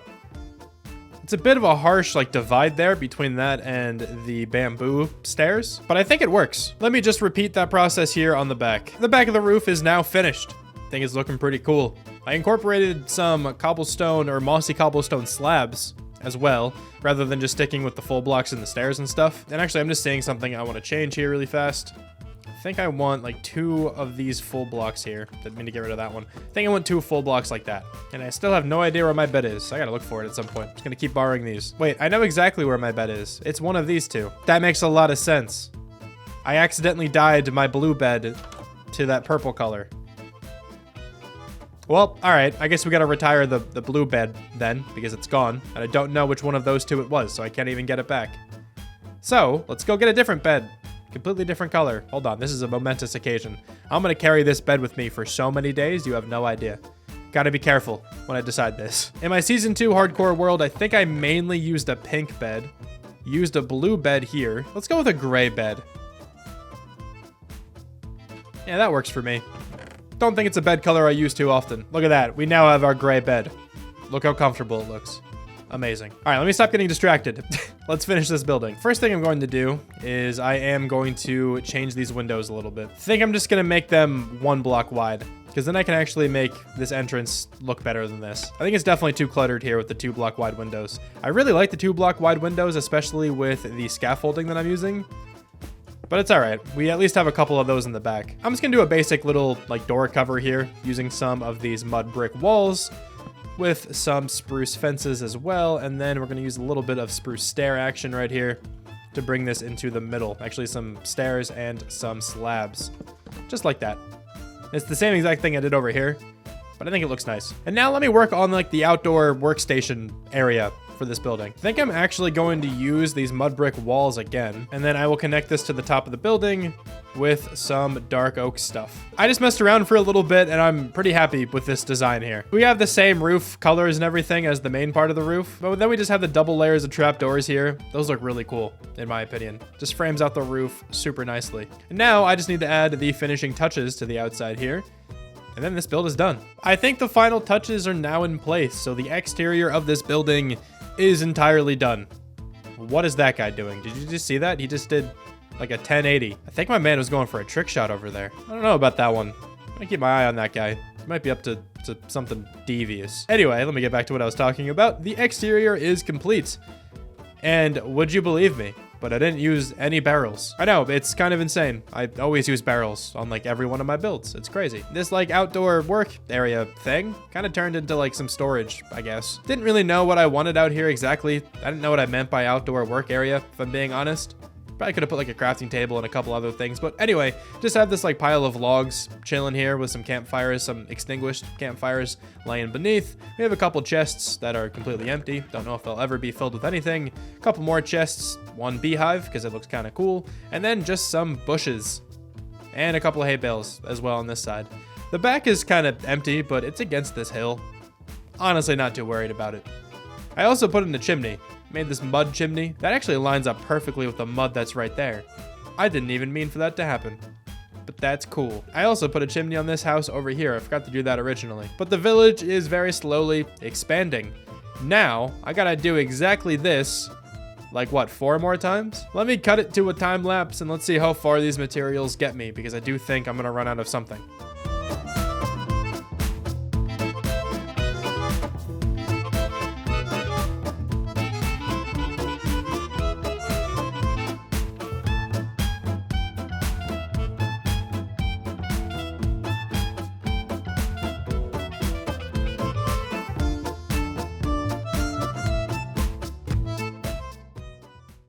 I gotta be honest, I never thought I'd be here, but I made a diagonal house. A lot of like really talented builders can pull off something like this like super easily. I'm unsure at the moment. I think I'm warming up to it. I don't hate it. Like I think from up here it looks really cool. Those guys are still here. Wait, is that a different group? It seems they have claimed that field. I'll deal with them in a second. But from up here, it looks pretty good, I think. But from down here, I don't know. It just looks weird. It looks like it like just hit puberty or something like that. Like it's in like the adolescent phase of a house. I feel like it hasn't grown up yet. Like whenever I see like a really talented builder, like B-Dubs or Flip or Mythical Sausage, any of those guys, whenever I see them build anything, I'm like immediately in awe. I'm like, oh my God, how did you do that? I'm like, that's ridiculous. Who would think to put blocks like that? But then I build something and it takes me usually a little while to warm up to it. That's kind of how I always am. I'm not trying to compare myself to those builders. By the way, they're like far more talented than me. All I'm trying to say is it's difficult to tell if it's just because I'm making the thing or if it's because I'm just not great at building, like as to why the thing this sentence is going nowhere. What am I saying? The point I'm trying to make here is I don't know if this build looks weird just because I built it and like it's just my own creation, so maybe I see it differently, or if it looks weird because it just looks weird, like it's not a good build. This is where you guys give me some validation in the comments and say, W build, that's the best diagonal build I've ever seen in my life. Oh my God, I can't believe you just built that. That's crazy. What kind of madman would think to do that? If someone comments that, I will make a build for you. The first person to comment that exact thing that I just said. I'm not going to subtitle it. You have to get it exactly correct. First person to do that, I will dedicate one entire house in this world to you. All right? Really random. Let's take care of these guys and let's segue into something different. I should also point out that this build isn't even completely done. I'm out of scaffolding. Yeah, I used a lot of scaffolding in this little village. Every window here is scaffolding. So I need to go craft some more. I'll do that here in a second, but a lot of the windows in this house are just not put in.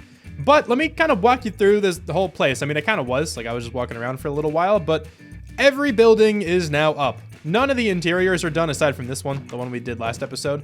This one's a little bit bigger, and I'm imagining that this will be just like my general farming storage for a couple of these crops. I know I have this big farmhouse over there to kind of do the same thing.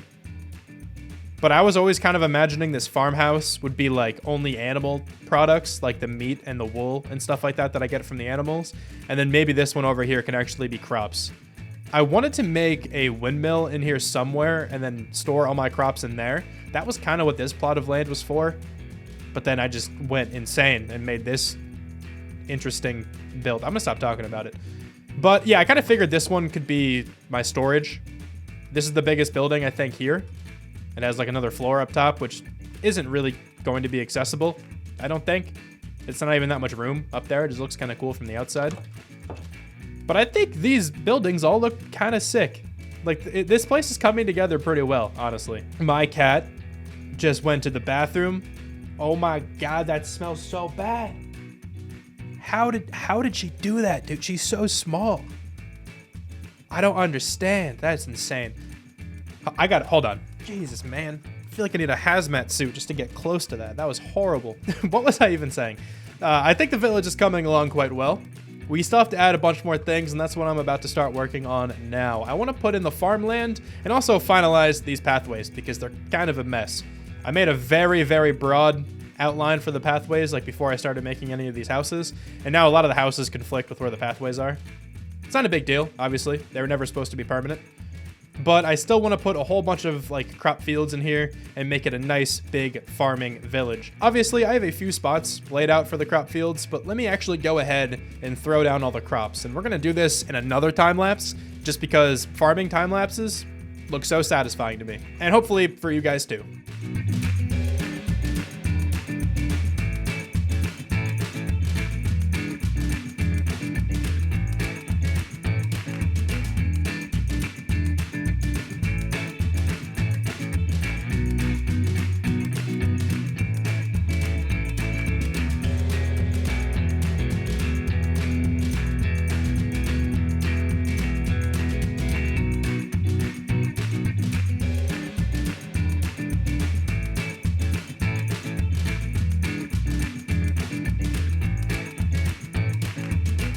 I just recorded like 20 minutes of audio only to realize I never clicked record.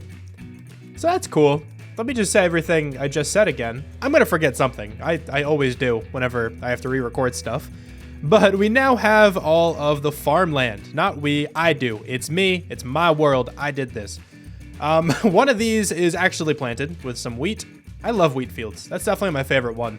That's probably like a super basic answer, but it looks amazing in this game. Every other crop just looks like way too neon. It's strange. I don't know. Also, did those pillagers ruin this crop field? I think they did. Look at this. They can never be forgiven. Why didn't you do anything? Huh? You're supposed to protect this potato field. What's wrong with you, red sheep? Can't trust people nowadays. But yeah, so I have to actually plant the rest of these crop fields. I'm probably gonna do like potatoes, carrots again. I might even be crazy and throw in a beetroot field. I've gotten a newfound appreciation for beetroot after my 100-day desert video when I like asked if people actually farm that crop. And a lot of people do, actually, which surprised me.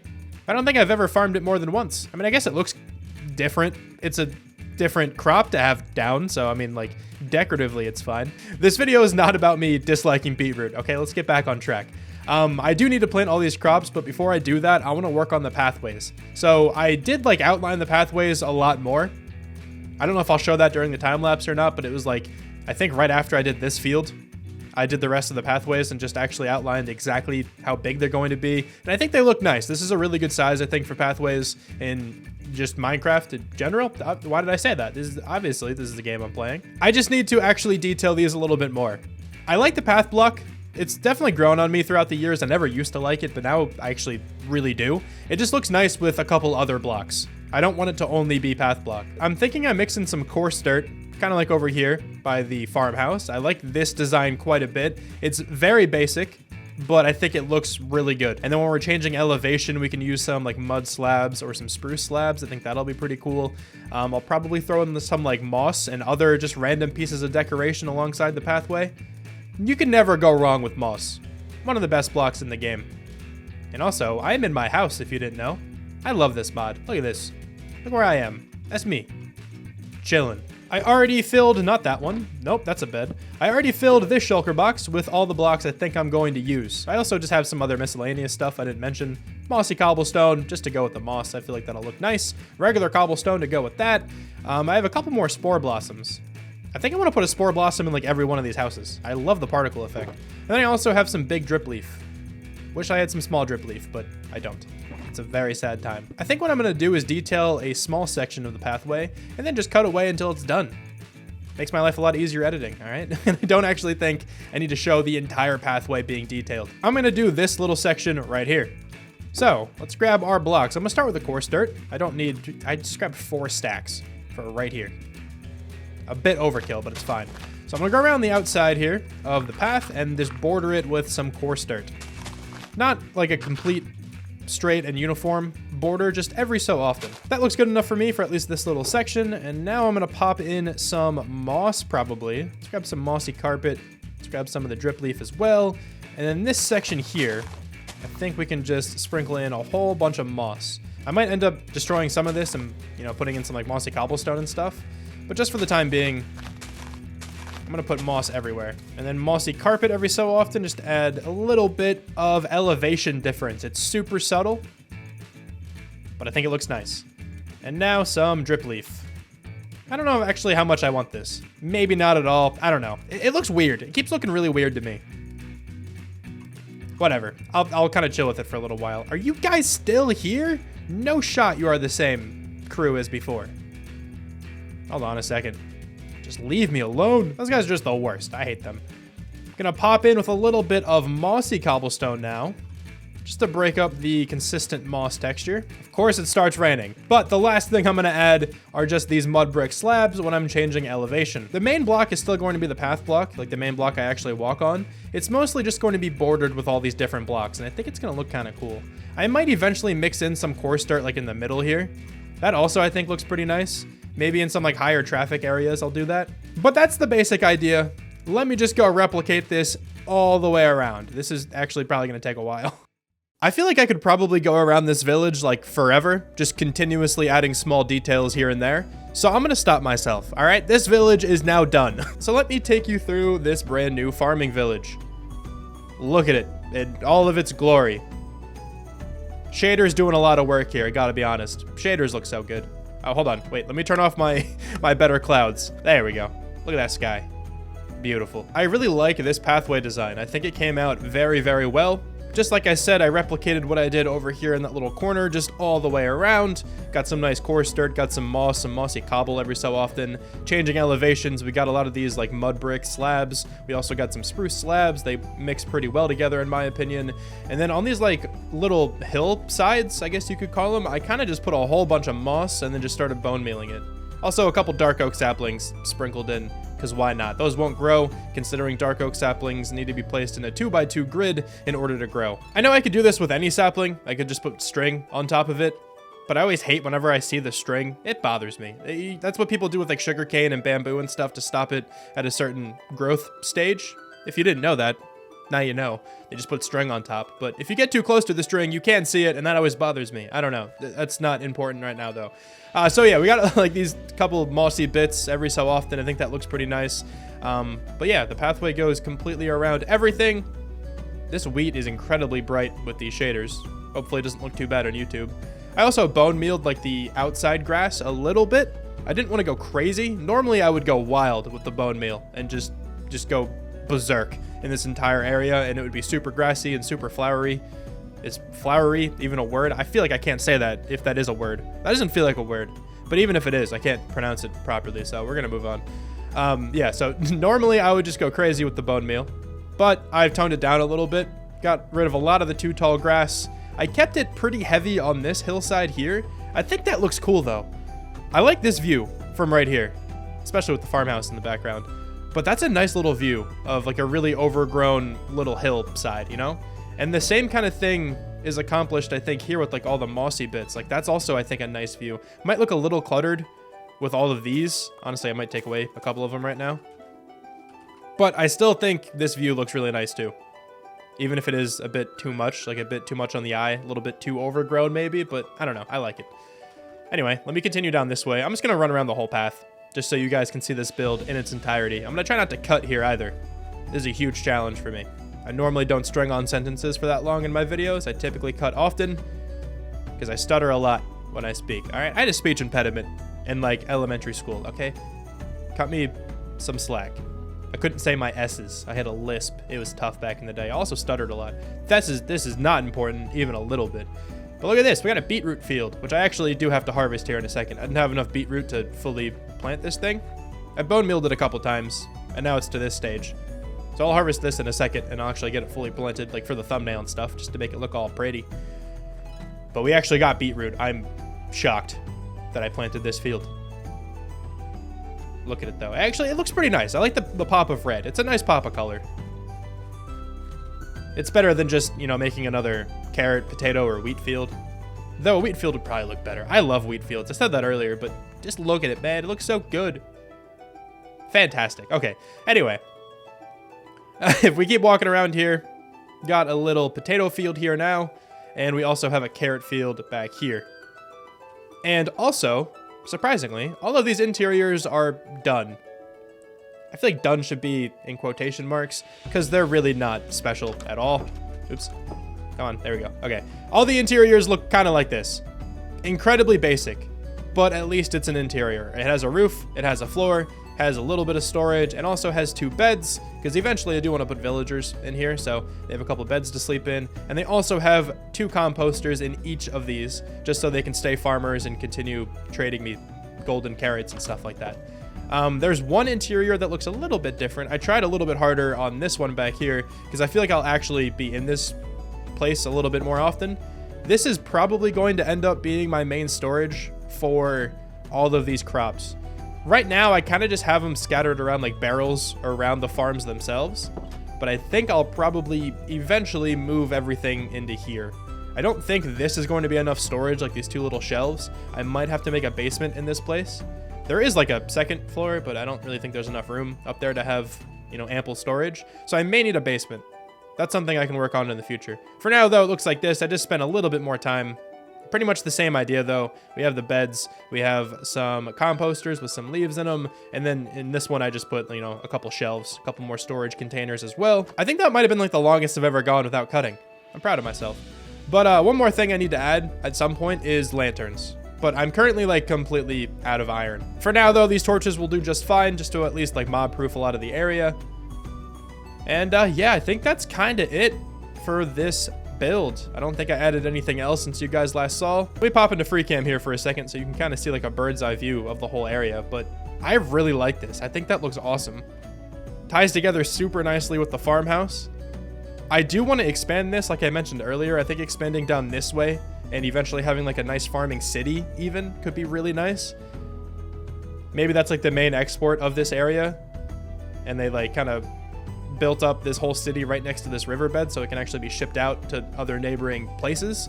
I don't know, but I think that's gonna look awesome once I get that fully done down here. For now, though, I think this is an awesome start. This is probably one of my favorite farming villages, or just villages in general, that I've made, and I can't believe I actually made a diagonal building. I've been looking at this for a while. I still think it looks a little bit strange, but from back here, I think it looks great. So honestly, I'm gonna leave it. We're just gonna roll with it. I'll try to build more of these in the future and actually get better. I think that's about all the time I have in this video, though. So thank you so much for watching. I really hope you guys enjoyed, and I will talk to you soon. Bye.